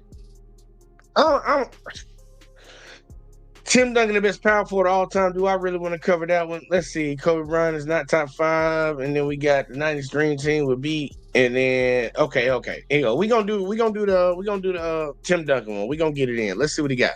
Power forward in NBA history. Ooh. Do y'all have any idea how good he was? We're about to find out. 100% disagree. Didn't you a second ago say that Giannis was destroying that era? That doesn't mean he Giannis would murder him. Tim Duncan plays like an old guy. At his age, how is he going to guard Giannis on the perimeter? He can't. All he has is that old man mid-range that I've seen at LA Fitness a million times. Give Giannis the ball against him, it's over. Sure. It's interesting you bring up that old man game at LA Fitness. Can you stop that guy? Yeah. No, you can't. No. It's a bad argument the young man came in with because, and this is what I say all the time, people need to stop doing this. When you're comparing two players, stop comparing one guarding the other. Stop doing that shit. Stop doing it. Stop saying, well, on offense, he would cook him. That's not, we're comparing their defense to the other person's defense. We're comparing one person's offense to the other person's offense. We're not comparing the offense to the other person's defense. We're not doing the cross section. So offense, compare that. Defense, compare that. I was talking about Giannis would cook him. Yeah, Giannis would cook his ass. But Tim Duncan would get the best of Giannis too. That's not the comparison that we're trying to make right now. That's not the comparison that we're trying to make, man. Who's a better player? CJ said Duncan is for sure number one. Fuck out of here. And say, how is Giannis going to foul Tim? Like, but I think both of them would get their points if they were on defense or on offense against the opposite person, man. I don't compare that type of shit, man. I'm gonna compare their offense to the other person's offense and their defense to the other person's defense. Like, I don't know why people do that so much. Jordan would cook LeBron. LeBron would cook Jordan, nigga. What are we talking about? Let's compare their offense to their offense, defense to defense. But either way, let's go. No, you can't. That guy's kicking your ass. In fact, not only is he kicking your ass, you're trying to figure out how is he kicking your ass. I kicked his ass before. Trying to figure out why. It's the third or the fourth time you've been on the sideline because y'all lost to them again because you can't stop the running hook that he has or you can't stop the mid-range that he has, which is what Tim Duncan had. So as good as Giannis is, and I'm not going to argue that Giannis wouldn't destroy the 90s, but Tim Duncan had a game, I think, that was very similar. I think that he had a game that was very simple. And because it was very simple, like in the words of Kawhi Leonard, slow as pro. And as simple as his game was, it didn't matter who he was going up against. You're not going to take him out of what he does. You're not going to make him do anything that he doesn't want to do. And you're not going to push him around. Because that's who Tim Duncan was, a glass cleaner, an elite defender, who, by the way, right from the beginning, right from the door, because you brought up Giannis, I don't know if you know this, but Tim Duncan in year 2, he was leading the team to the NBA championship with Mario Elie, who was on his 6th team in 8 years. Okay, of course you don't know who that is. Jerome Kersey, who was on his... Yeah, but you got to admit that he had David Robinson on his team too, so like, stop the cap. Like, look, y'all. Go look up basketball history. Don't say that Tim Duncan led them motherfuckers there and not mention that David Robinson was on that team and David Robinson was in his motherfucking prime. Stop the goddamn cap. David Robinson needed some help like Michael Jordan did, and he got Scotty. David Robinson got Tim. He was on that squad, bro. Like, don't stop. Don't do that, bro. Don't do that. No. Like Mutombo said, no. You ain't gonna just slide that in there, bro. I'm gonna correct that. His 4th team in 4 years. Avery Johnson, who was on his 5th team in 7 years, and let's see, Malik Rose, who was in year 3 at that point. So, guys, these are the guys he's taken to the NBA championship. And look, he still never said David Robinson. He didn't mention David Robinson at all. He just tried to say everybody else on the supporting cast. He never said David Robinson.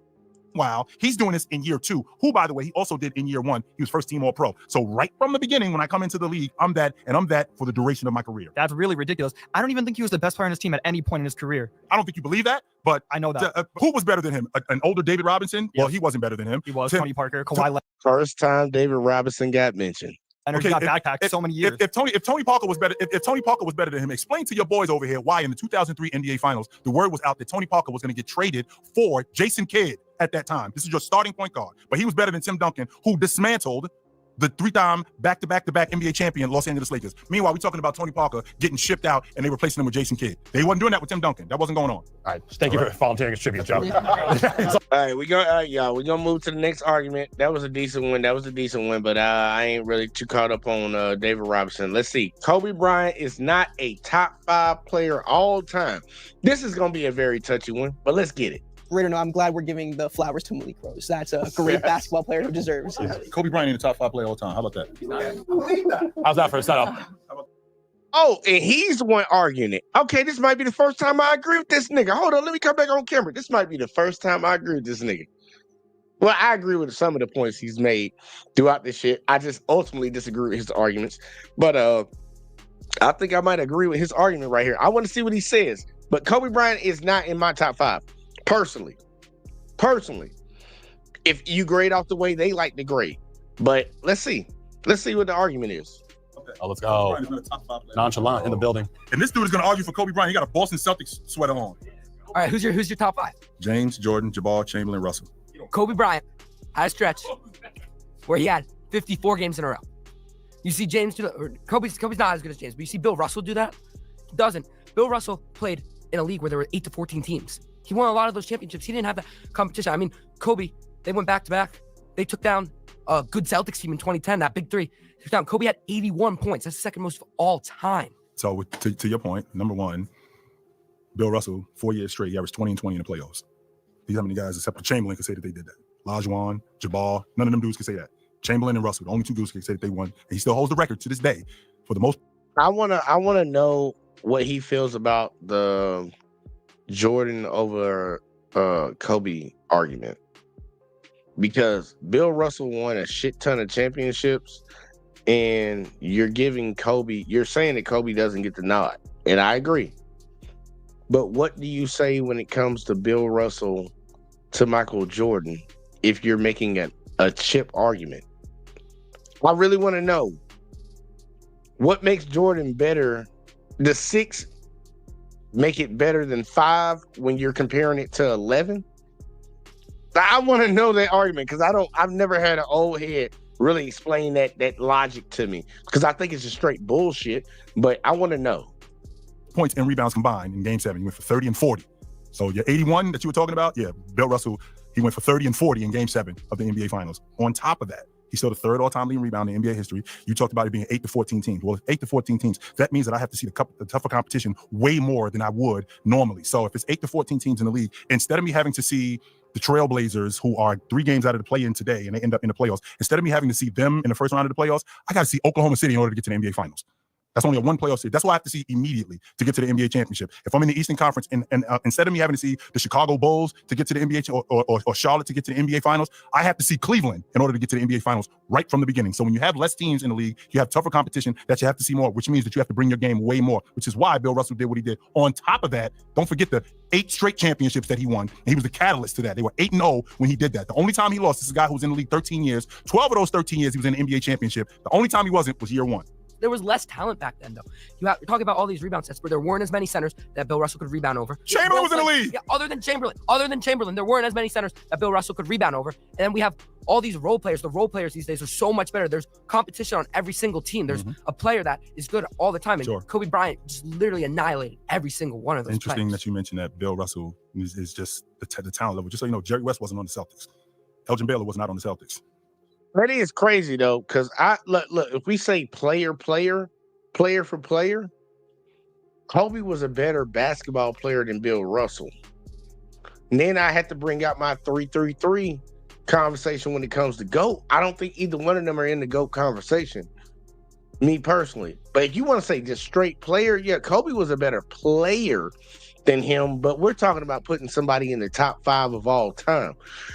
It really comes down to what's your criteria and what you're grading on. What are you putting somebody in the top 5 on? And I really, truly believe that we need to establish what is the criteria for putting somebody in the top 5. Then we can stop all this arguing about bullshit that don't fucking matter. Because don't nobody say Bill Russell is better than Jordan, but he got more, he won more. But y'all say Jordan, some people say Jordan is the GOAT because he won 6-0. Well, he just stated that Bill Russell went 8-0. But we not calling Bill the champ. So I'm like, we got to get the argument down pat, y'all. We have to get the argument down pat of what we're going to grade these people on when it comes to being the GOAT, the top 5 and all that. We have to figure it out. Because otherwise, all these arguments are straight bullshit. You just better grade off the player. And if you grade off the player, Kobe was better than Bill Russell. He was better than Bill Russell. As a player, the winning and all that shit outside of it, he was a better player of basketball than Bill Russell was. Wayne Embry was not on the Celtics. Oscar Robertson was not on the Celtics. Nate Thurman was not on the Celtics. I mean, I can go over a bevy of players. Jabbar was not on the Celtics. You know, he didn't play against Bill Russell, but there's a bevy of players that played during that time that weren't on the Celtics, and they were winning. Yes, sir. It's points for respecting the shot clock. All right, yeah, we moving on to the next topic because I ain't finna sit here and keep on arguing that one down. That's crazy. I agree with him that Kobe ain't top 5, but we got to figure out what we grading on top 5s.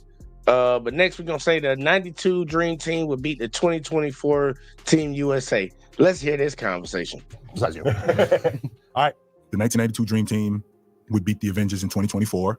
I'm not gonna hate on the Dream Team. Please do. No, we're not That's doing the your young job. man. We're not doing the young man. We're not doing the young man. We heard him. They would not. We heard him. I agree with that. Yeah, Oh, get good him to see up you, out of brother. here. Yes, sir. Yeah, we got to get that little kid up out of here, bro. We ain't trying to hear that again. Let's get somebody else that can argue a point. All right. Not only would the 1992 Dream Team not beat this year's Avengers, they would not beat any U.S. Olympic team after 2004. After USA Basketball got themselves together and they started having a plan and they brought everybody in. From 2008 and on, they lose. 2008 and on. 1992 loses. So that 21 team with Bam and Jason Tatum and Devin Booker 2021 and is not Holiday. that is not an Olympic team. I'm talking 2008, 2012, 2016. Even the 2020 team that was kind of shaky. 1992 would still lose to them, and then they would lose to 2022. Why are we losing to Devin Booker and Drew Holiday and Bam Adebayo? Why are we losing to them with Michael Jordan? The point guards on the 92 team cannot play. And if we're talking specifically with the 24 team. Sure. The point guards, Magic Johnson, who's old and in a debilitated state, and then you have John Stockton. They cannot play. They cannot play with the point guards today. They are not. Devin Booker, his defense this past summer, amazing. Yep. Drew Holiday, amazing. Derek White, amazing. Yep. Who is running with Steph Curry? Nobody. Right. The guards can't play. You mean the same Steph Curry who was awful in the Olympics up until the semifinals? You don't remember the Golden Dash? Yeah, you don't remember. I remember that, which was in the finals. I remember that. I don't remember any of that against South Sudan. I don't remember any of that against all those other teams. I do remember that late. However, your team, my second team of Stockton, David Robinson, Ewing, Karl Malone. I'm paused right here for a second because I got C Money Podcast up in the building, man. Go ahead and introduce yourself, tell the people where to find you at, and give me your thoughts real quick, like while I grab a beer. Man, what up, though? C Money Podcast. Sundays at 8 o'clock. Well, not Sundays, my bad. We got moved to Monday. Mondays at 8 o'clock. But yeah, not gonna lie, the 92 Dream Team, they was cool. They was cold. Don't get me wrong. I ain't gonna never knock no nigga that made a fucking Olympic roster. Because obviously you got to be that nigga of some sort to even make the Olympic roster. But what I am gonna say is though, the big men on the 92 Dream Team, in my opinion, I think they are better than the ones that we play against now.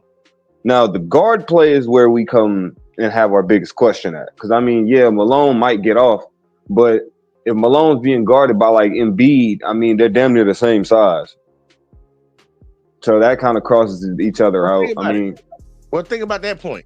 Malone actually was the size of LeBron. And Embiid would be bigger. Yeah, exactly. So with Malone playing power forward, and you might as well say center on that team because actually take it back. They had David Robinson. So it'd be David Robinson. Yeah. So it'd be Embiid versus David Robinson if we just talk about just the team from last year or a couple years ago, should I say? Then you got Karl Malone versus Jason Tatum. Jason Tatum's gonna put Karl Malone on that island on that 3-point line. He's fucked. He ain't working with that. In sad part, I would say I would put LeBron in that position for that one. But yeah, even if it was Jason Tatum, they would both get the best of each other. Exactly. Like I was just going based off of height when I said Tatum. Now, if we put Bron there, it's a whole nother story because Malone not getting them post-up moves like he wants. Like granted, I keep trying to tell people they were the same size, pretty much the exact same size. LeBron James was pretty much the size of Karl Malone. Yeah. So it's like so to sit here and say, like, if you're gonna use size, that's not really an issue anymore.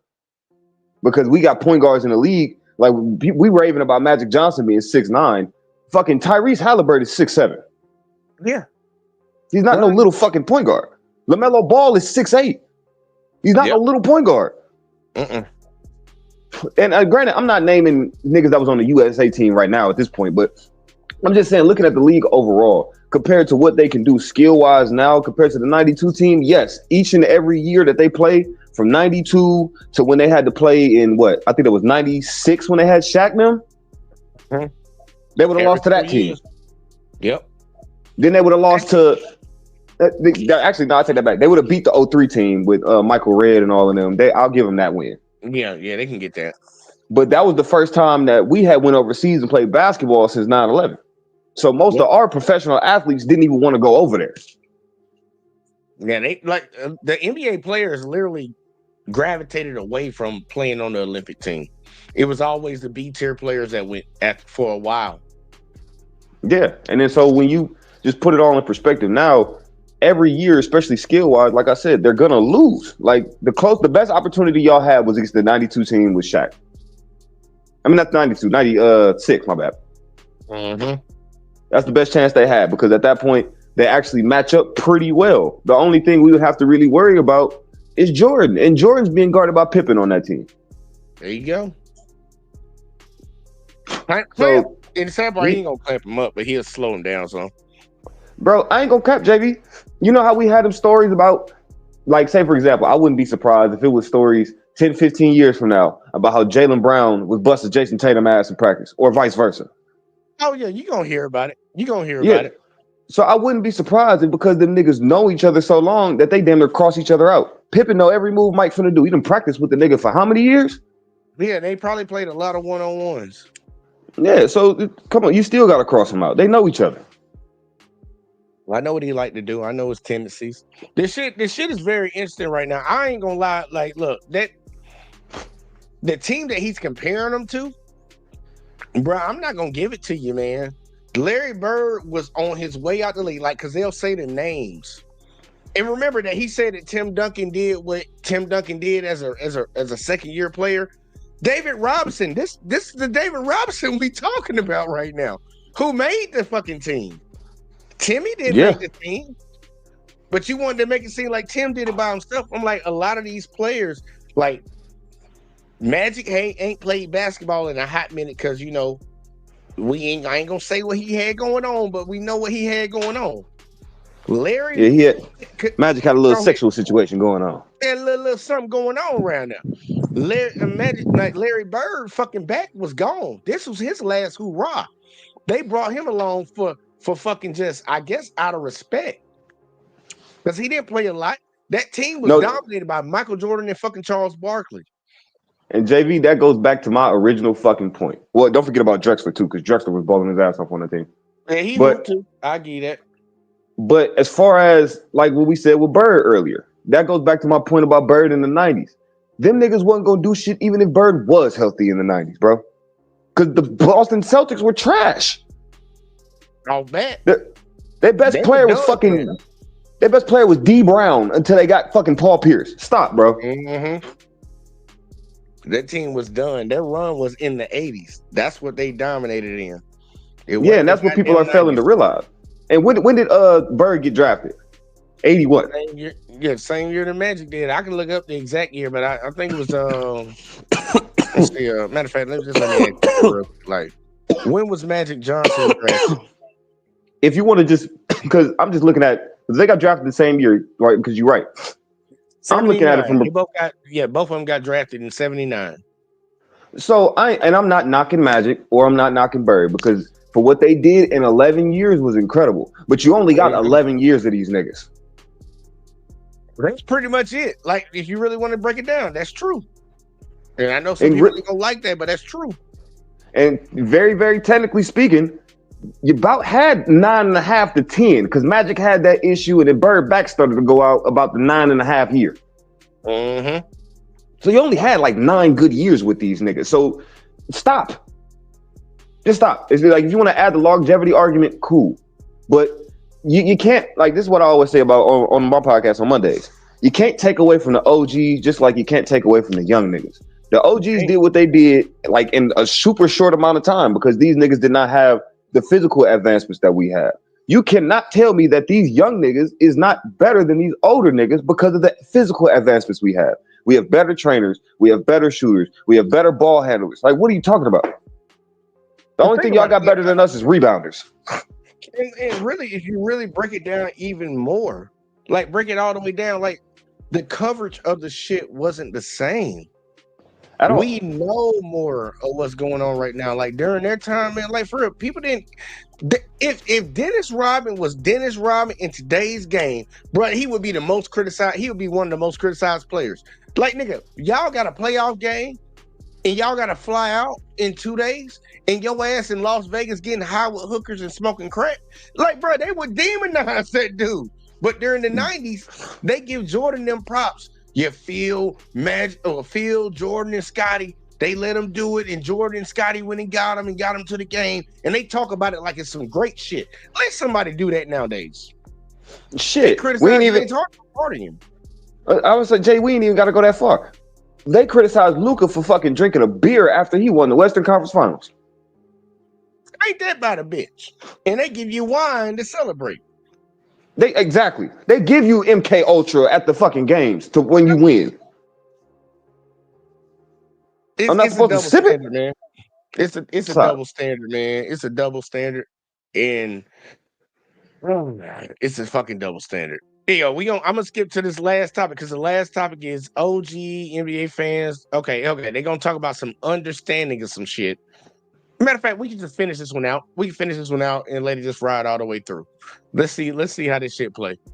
These are the guys that are coming off the bench. These aren't the guys who are starting. These are the guys that are in the rotation that Frank, we're talking about transition players. Stockton as a transition guard, getting Malone, getting Barkley, getting these guys in the game, as opposed to having to deal with Bam Adebayo at that time. And I'm a big time Bam Adebayo fan. But having to deal with Bam Adebayo and Drew Holiday and Devin Booker, no way do they beat them. You're talking about Malone, Robinson, and Ewing playing in the second unit. Sure. If those are the three, are you playing Karl Malone at the three? Because if that's happening, then you're putting Kevin Durant at the three. And I'm telling you right now, Karl Malone wants no parts of guarding Kevin Durant. I will. Olympic Kevin Durant, no parts. I will agree no with parts. that. I will agree with that. Yes. All right, judges, speak to me. I think the one point, you're talking about the South Sudan game, the Croatian game. You look at what you said. You look at the last 2 minutes when it mattered. The things that Steph Curry did in those 2 minutes would have been international war crimes in 1992. So for that reason, alone, I think it's got to go. You do remember that in the South Sudan game, the old man had to save them. I mean, look. Now he ain't lying. I agree with you too on that, CJ. Like, look, if Steph Curry was out there playing with them motherfuckers, that nigga cheating. Cheating. And just like we say about Kyrie and ball handler, that's what that nigga doing witchcraft. Mm-hmm.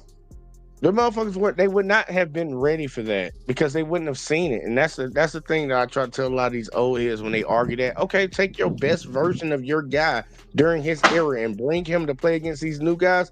They're gonna get a rude awakening of how basketball is played now. And people will say, well, they got knowledge. They've been playing, they played the game. Like, no, we're gonna catch them at their peak from what they knew. And we're getting these guys at they peak in what they know. And guess what? They know the same shit y'all know because that's how y'all got great. And that they learned from y'all. It's gonna be a problem for y'all niggas. Yeah, and all we did was remix what y'all taught us. Plain and simple. This is version 10.0. Y'all was 1.0. Shit, step backs was a fucking travel in the 90s. Let's put it like that. The way that they do them now is a travel. They would not. They would look. It'll be a learning curve. And I say, get them niggas 3 months. Give them 3 months and then play the game. Jay, I honestly give you one better. Give these guys 3 months to learn their rules and play to their style of play, and I guarantee they still have the same outcome. Oh yeah, I actually think that's a better one. Don't tell the old heads to learn up. Tell the young heads to dumb down because them motherfuckers play street ball. They play high school basketball. They played under the rules that NBA players that are old play with. They act like these motherfuckers didn't grow up going to the park. Exactly. And you got to call your own fucking foul and shit. Like I be tripping over that. These soft ass players. Do you think they started playing basketball? Like you think they just straight underneath the whistle? I don't get that. I don't get that. But either way, though, yeah, it's the dream team we're talking about here. It's really, really no comparison. Like the way that they went into that buddy. Olympics, trying to make a statement with like not giving a shit about anybody felt of it. I don't see that level of dog in any Olympic team since '92. That's just me personally. That wasn't a dog in the Olympic team. Woo, Jay, I'm so glad you said it. That was just America just trying to prove a point that we were just the most dominant country. That's all that was. And if we're gonna be honest, if I'm right, that's if I'm right. I could be wrong. Wasn't that the first time America was even in the Olympics for basketball, or one of the first times they were? No, that was the first time that the United States as a country lobbied the rest of the world to allow professional players to play. Because before we used to send college players, but then we got beat by the Soviet Union. They was like, nope, we're not doing that. America's supposed to win.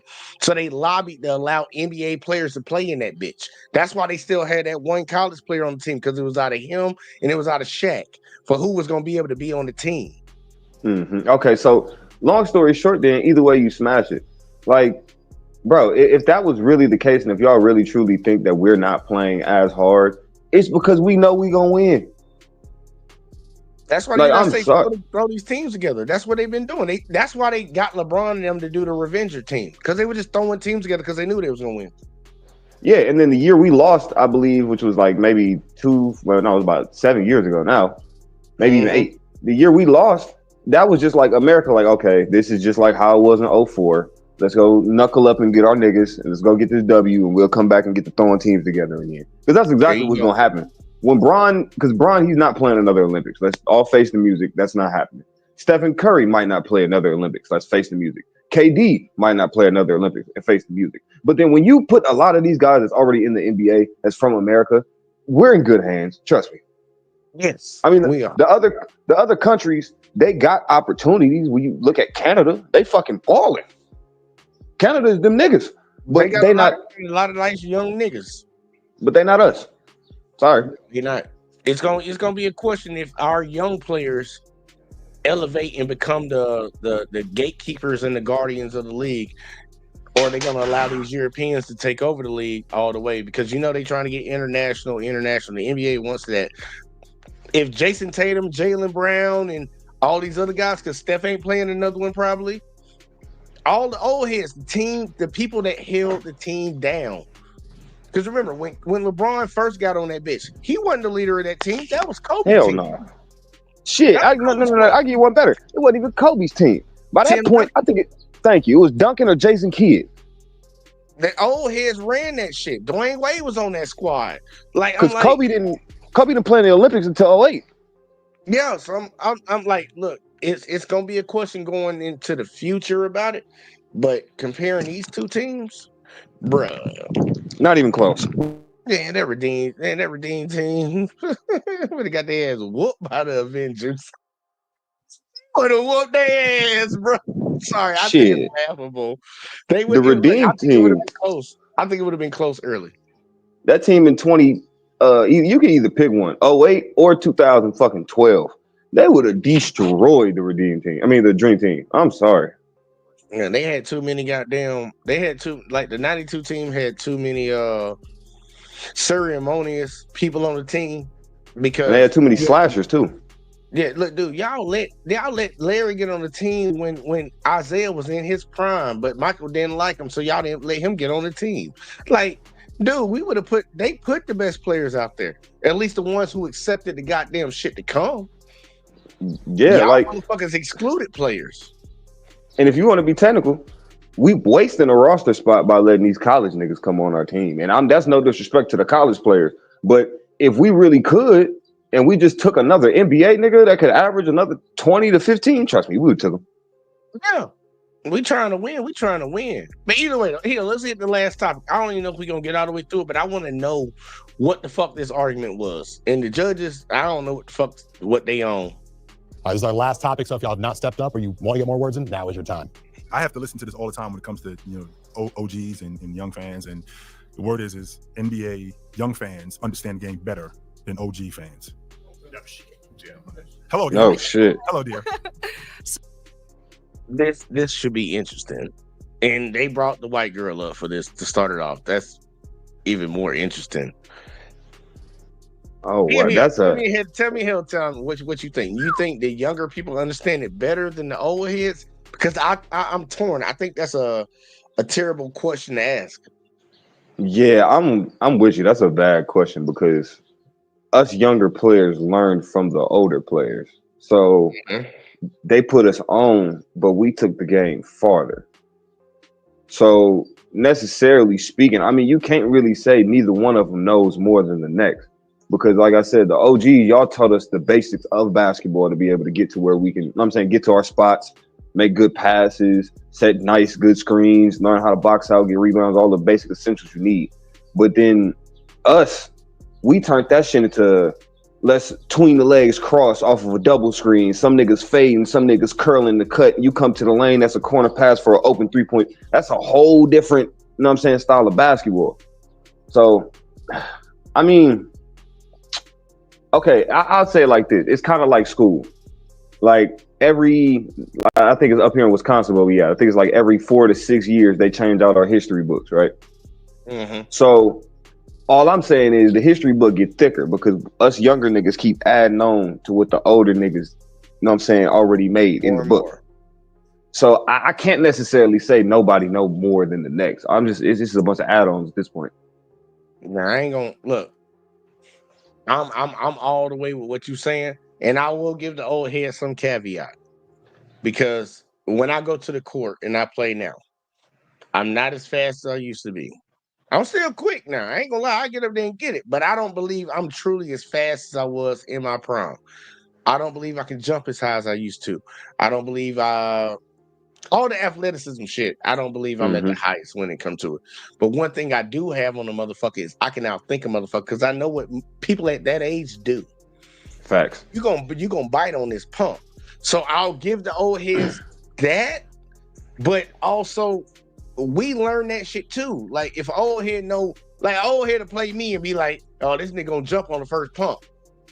I'm thinking the same shit too, so I'm not gonna jump, nigga. Exactly. Like, I learned from you, bitch.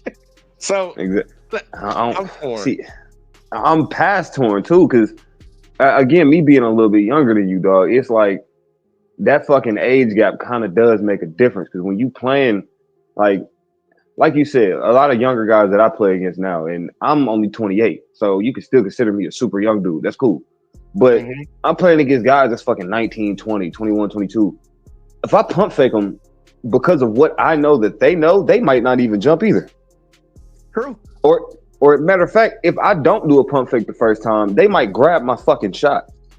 Because like you said, my athleticism is gone in comparison to them. But I don't know, bro. Like the little nuances of the game, like if I get you in a post, and I know I'm about to do this turn jump shot, I know for a fact you're going to jump past me because you think I'm a pull. So I'm a pump fake, stay down, and take that little step through layup. Like, that little old head shit will always get you to win the game, but, it ain't that's tough. It's something different about having that athleticism, but it's something different about having that mindset and knowing. Exactly. I don't think they understand that a lot of these young folks done caught up to that shit. I guess you learn more the older you get, but the sad part is I tell these motherfuckers, you're not in the body of knowing. You know more now, but you ain't playing. Like, that's why I give a lot of props to LeBron James, because he's still playing. Yeah. And that knowledge is kicking in now. A lot of y'all motherfuckers talking about it sitting on the sideline. Talking about what I would do. Like, nigga, shit. Nigga, you obviously that knowledge didn't keep you in the league long enough, motherfucker. You catching on more now later. So I'm like, you get on the court with these players, motherfucker, I don't know. So I'm torn. I'm torn. Yeah, that's just like asking me who's a better point guard right now, Steph or Ja. Of course, all time I'm gonna take Steph. But if you look at Ja and what the fuck he does damn near the same thing as Steph. He can just jump higher and run faster. I don't know. Yeah, but if we talk about in a one-on-one game, I have to pick Steph because of what I know that he knows. There you go. Like, look, you building a team, you gonna pick Steph before you pick Ja, but you can't deny what, like, dude, it's we get older, we learn what's more important. Yeah. But the sad part is, even with us knowing what's more important in that conversation when it comes to Steph and Ja, like, if it was a prime Charles Barkley against a prime LeBron, I'm still gonna take a LeBron, nigga. Yeah, of course. Of course. We're gonna take that nigga, man, quick. Second Cavalier turn with that nigga, but he go either way though. Let's see what they say. Me and you gave our points on it. We gave our thoughts. I want to see what Lil Becky gonna say. This shit is tough. This might be funny. I might have to agree with the old head at the end of this shit. Let's see though. So now we have NBA Twitter, we have ESPN app, we have the Real app, we have everything. We have we have StatMuse, we have infinite access on the internet. We can watch every game on XYZ streams. We have everything. OGs didn't have that. No, we didn't. So how could you possibly keep up with everything going on? Well, just because you have it does not mean that you understand it. I mean, you could be in class and you can see all the information. That does not necessarily mean that you understand it. So with that being said, I wish that we had StatMuse and Basketball Reference and all of that stuff back then, because I could understand the game way better back then than I do now, because I can put numbers together. I can understand how action works. I didn't have that back then. All I saw was plays. A lot of these people, which you just brought up with NBA Twitter, which is a cesspool, by the way. And okay, it's speaking of that. Right. Just so you know, old head, the reason that you didn't have it is because y'all didn't figure it out. I just want to make sure I put it out there. No, you're right, but I don't like her argument behind NBA Twitter. NBA Twitter, like he said, is a extreme cesspool. Like 1 minute you might get some factual information, the next minute you're gonna get some bullshit.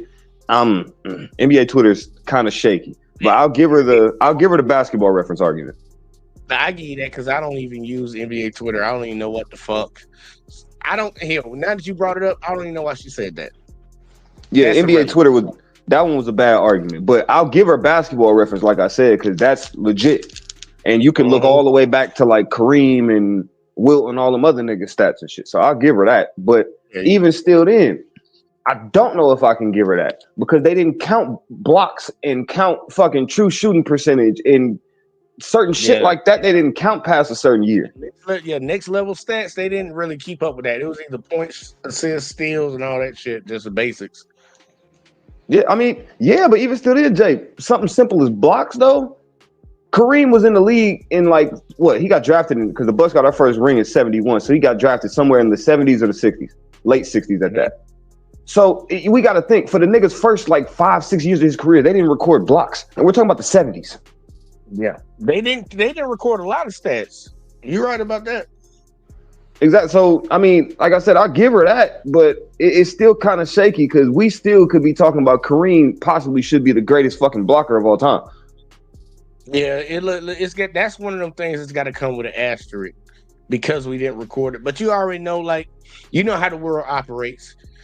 When it comes to shit that happens in the world, when it comes to racial, political, and all that shit, motherfuckers don't garner nothing that happened before a certain group of people started writing shit down. They act like nothing happened before that time. And I'm like, look, I can't agree with that. So I agree with you in this point. Like, they didn't count what this motherfucker was doing before they started calculating that stat, because that stat would be crazy probably, judging off of what we know once we did start recording it. So exactly. I agree with you. I agree with you on it. All right, here you go. Either way though, let's let her. Let's see where she go. Get off this Twitter shit. I know she need to get off that. Yeah, she needs to stay off Twitter. The older generation gets tricked by NBA Centel. Younger fans can usually tell. Yes, I'm glad you brought that up, because I've been. Hey, hold on. I know what the old head want to say. Accusations. These are not accusations. This is false accusations. And she threw it at him.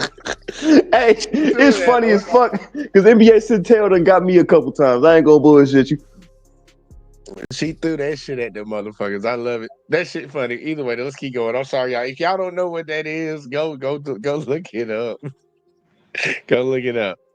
Santel, 100%. I've been tricked by NBA Santel. Okay. So that's where you have to start paying attention more. It's media literacy. It's not. Yeah, well, because when I see things, immediately I'm like, Joel Embiid is retiring. Wait a minute. But then now I have to like, wait a minute, hold on, that's not legit. And then I look and I'll say it doesn't say NBA Central. It says, okay, so this is a troll, no doubt about that. So in terms of understanding the game more, I don't want to disrespect you as a younger fan, but there are some things that I do know about the game more than you do. But I also think, you are the OG. But with that being said, there's some things that you could teach me too. And I just don't. I don't want it to be just an idea that I just know more than you. Keep your mouth shut. You don't know what you're talking about. Shut up and listen to me. No, I don't want that to be the case either.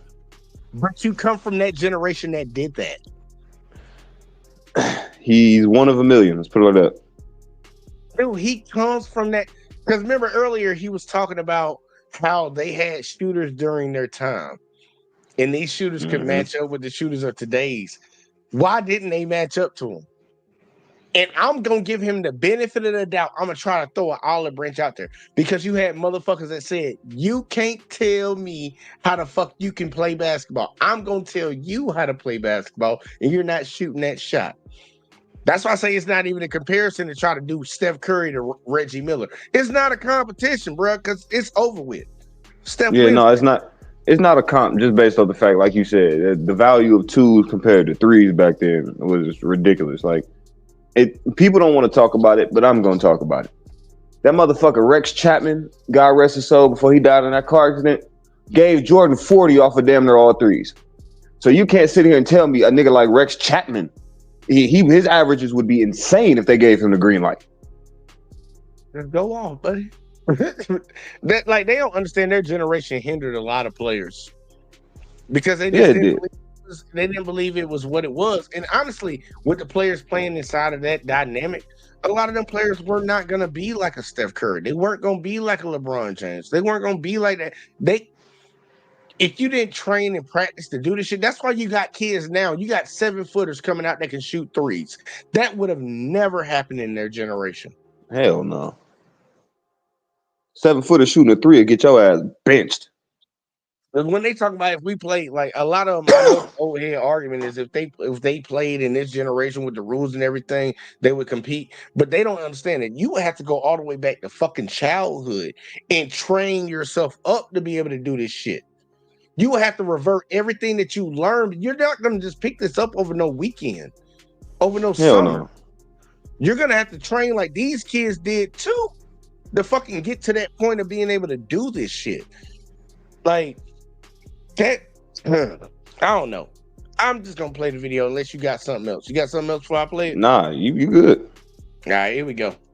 But I also don't want it to be, yo, you're old, you have no idea what you're talking about. The game was in the 1960s, the game was in the 1970s, and you haven't evolved. Yes, I have, because I love what's going on in the NBA today, as opposed to what was going on 20 years ago. I love what's going on in the NBA today. I got good again. So she didn't make no fucking argument. Yeah, hell the fuck no. All she brought up was Twitter. I think it's an argument. She ain't say nothing. At all. That's intel or something, but I got you. That the average fan today understands way more about the average fan back then. You can't compare OGs to young bucks. You can't compare a flip phone to a smartphone. You can't compare a VHS tape to streaming services. One is inarguably better. And with the amount of access that we have today, we can watch more. You had to wait for a certain time and watch a game and watch a rerun to even watch that game. You had to rely on what's on national television and also hearing what those people are saying to you. With the influx of content creators, NBA League Pass, I could watch anything I want, whenever I want, at whatever time I want. The access to information is different. That's why the modern fan today is way smarter than the average fan back then. You would think that would be the case, considering your access to information. Only except No, and he wasn't even talking about the players. He was talking about the fan. Okay, so now we have to. Yeah, go ahead. I was about to say, now we have to literally figure out what the fuck is they actually arguing for. Are y'all arguing for the players, or are y'all arguing for the fans, saying that the fans know, or are y'all saying that the players know more? Like that's what we really got to solidify at this point. I think it's a fan because I think it says it at the top. Hold on, let me play it. I'm gonna rewind, but I'm gonna read it real quick. Like, I hear some of the dumbest stuff that I've ever heard in my life from you guys. And I hear some of the dumbest stuff from OGs. OG NBA fans understand the game better than young NBA fans. So they're talking about the fans. Oh, I'm on the fan side for the young folks right now. Okay, then yeah, no, I didn't understand the question either. That's why I asked. Hell no, I'm with the fans for sure. Hell no, if that's the argument we having, yeah, for sure, fans. Players obviously they gonna fucking know more, but us fans, like you said, we got access to every fucking thing. Shorty actually got a point with fucking basketball reference and shit. Yeah, like if you got more access to information as a fan of a game, which means you watch it, you're actually a fan of it, and you got more access to it, you're gonna know more than the person that didn't have the same access. I'm with the new fans. Either way though, I'm gonna let it play a little bit. I went back a little bit, but yeah. No, he is right though. Read one to even watch that game. You had to rely on what's on national television and also hearing what those people are saying to you. With the influx of content creators, NBA League Pass, I could watch anything I want, whenever I want, at whatever time I want. The access to information is different. That's why the modern fan today is way smarter than the average fan back then. You would think that would be the case, considering your access to information. Only except I hear some of the dumbest stuff that I've ever heard in my life from you guys. And I hear some of the dumbest stuff from OGs. Right, and the reason why is because we didn't have the information that you have today. And since you on the subject, no, you guys have the same information. Since you have stuff like streaming services, League Pass sucks. League Pass is awful. YouTube TV is not. I've actually had to unplug my TV. YouTube TV is good. TV because I'm trying to figure out what's wrong with it. No, that's not the problem. League Pass just sucks. I understand the game, and not just me. I feel like there's a lot of other people who understand the game that's my age that recognize that the game is a lot better today than it was. I can't live back in. No, get me wrong now, Joe. There is a guy walking around today that's saying he's 80-something years old. That's like Bob Cousy's the best point guard in NBA history. He's still doing that. I'm not one of those dudes, and I know plenty of guys because we live in the information age, and because I've accessed that information to understand the game, so I can sit here and talk to you and talk to the rest of you guys and have a legit conversation and not look like a complete goofy because I understand what I'm talking about because of the information age. You are not the measuring stick for the average old fan. Yes, though. I am. I think that you are of the age group, but you don't represent them because your opinions are a lot like the opinions of new school people. Right. We agree with you that Larry Bird is better than Kevin Durant. We agree with you about the. No, we don't. Career-wise, yes, but as a player, no. Yeah, we can hear the sad part. I'll have to say this again. Be very specific about them statements when they be making. They need to be a little bit more specific about what they're saying. Because why you think I try to be as specific as possible on these motherfucking on my show and on your show? Because people could take exactly what I just said about Bird out of context. Yes. Argue with me and try to convince me that Kevin Durant has had a better career so far than Larry Bird. Please convince me. Right now, I don't know. I mean, if you want to argue stats, cool. Bird had a back. Like I said, his back was gone by like year 9.5. But in 9.5 years, that motherfucker got 3 titles, 3 finals MVPs, a regular season MVP. Like, stop, bro. Bird was that nigga. He damn sure was. Pale ass. I wish young man would be a little bit more specific. But either way, though, let's go and finish it out because I'm probably going to have to stop it in less than 5 minutes because we coming up on that time. These all-time great players. I think the average old fan is just trying to diminish the product, talking about fouls, talking about defense. They don't take into account any of the complicated stuff that is going on today, both defensively and offensively. The game is more complicated now, and a lot of older fans don't want to acknowledge that. Fair enough. I agree. Let's get the last guy. Hell yeah. We get him in here real quick. Like again. Hello. I fuck with this nigga heavy. I fuck with him. Generally. I believe he actually watches basketball and knows what he's talking about. No, he do. He got a podcast. I watch his podcast faithfully. He a nigga. This is shit right here. House of Highlights. This is his shit. Oh, see, I didn't know he ran that because he got a whole separate podcast he do with 2 of his friends about basketball. Him, the black guy, and the Hispanic dude on the end. That's a judge. This they shit. Okay, yeah, so because yeah, all right. My bad. No, I'll tell you about it later. All right, it's clearly a very personal issue. This is a question of, you said young fans don't know as much as old fans, right? Correct. When you're on TikTok and you see 13-year-olds in your comments, they don't know as much as you. They do not. They're 13 years old. That current OGs versus young fans, 100% true. You're not going to see a 13-year-old that knows more than you. You got to look at it as proportionally. When you were 13 versus when a 13-year-old today, and for all the reasons they mentioned, the access to information, proportionally younger fans know more than OGs did when they were their age. Right. 13-year-olds are going to be stupid no matter what generation you're talking about. And 45-year-olds are going to be smart and are more knowledgeable, more experienced in any generation we're talking about. So if you compare that no matter what era, if this is the 50s kids versus the 80s kids or the 80s kids versus 2020s kids, the kids are going to be dumb as hell. That just comes with the territory. I've actually spoken to kids that are 16, 17 years old that know the game, and I can actually have conversations with them and they talk to me, as opposed to some young ones, considering what the information is that we have today, that are clueless. They have no idea. And I'm trying to figure out, how do you not know this? How do you not know what's going on? I actually had a kid come to me not too long ago who that would be the same thing in your generation. Just understand, if you think there's a percentage of kids with all this information that don't know the game, think about your generation that didn't even have the information and how many people would not know the game even more. It would be greater. You would have a greater deficit. Just throwing that out there. Facts. And them niggas wouldn't even acknowledge the advanced stats of today because they don't like advanced stats. They didn't like Michael Jordan when he came into the league playing the way he played. If they really want to talk about it. No, they didn't. They said he was a ball hawk. There you go.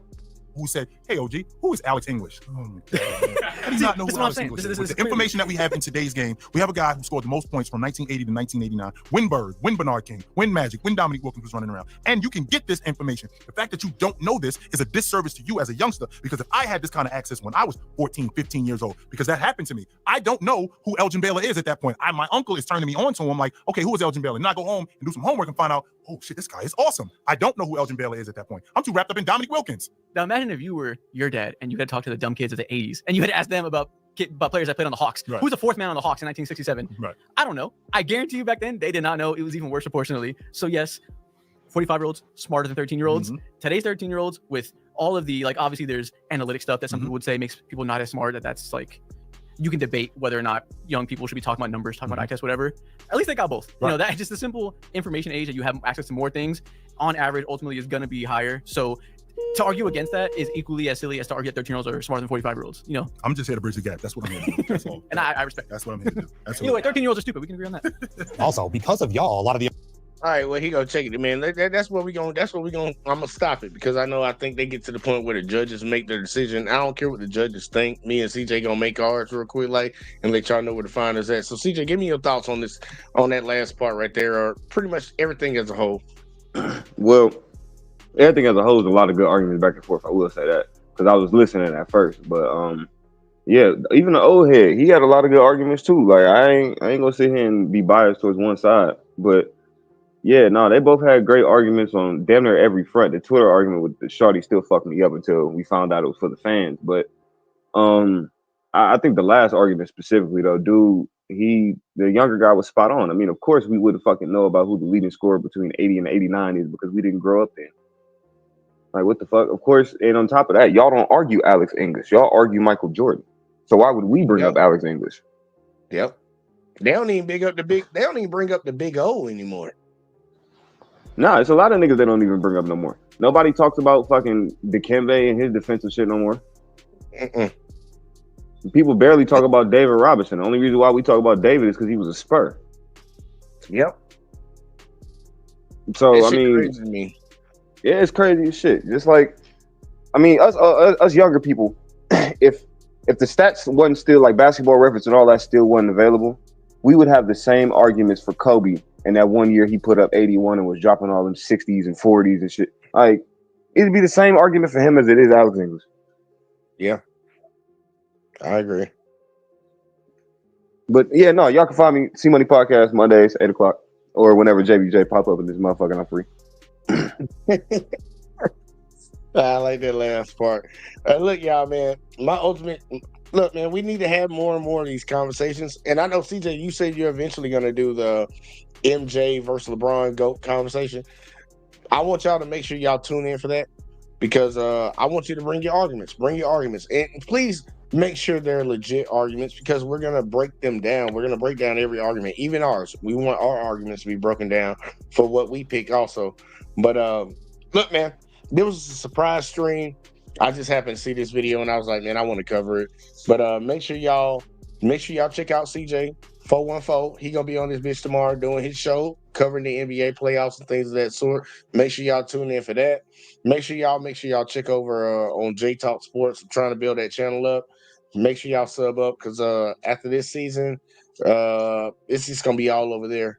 I'm not gonna be simulcasting, but also make sure y'all check out Let's Talk with JVJ. Trying to grow that channel. That's the main thing in the JVJ network where we all come and communicate at, congregate at, all that with shit. But yeah, it's been fun. It's been great. Y'all go out and enjoy the rest of y'all Sunday. I know I'm probably about to go a little fishing, but it's been fun. It's been great. And I'll holler at y'all on the next one as always, man. Peace. Don't tell me about me. Stop telling me about me. Stop telling me about me. Stop telling me about me. Stop telling me about me. I don't need you to tell me about me.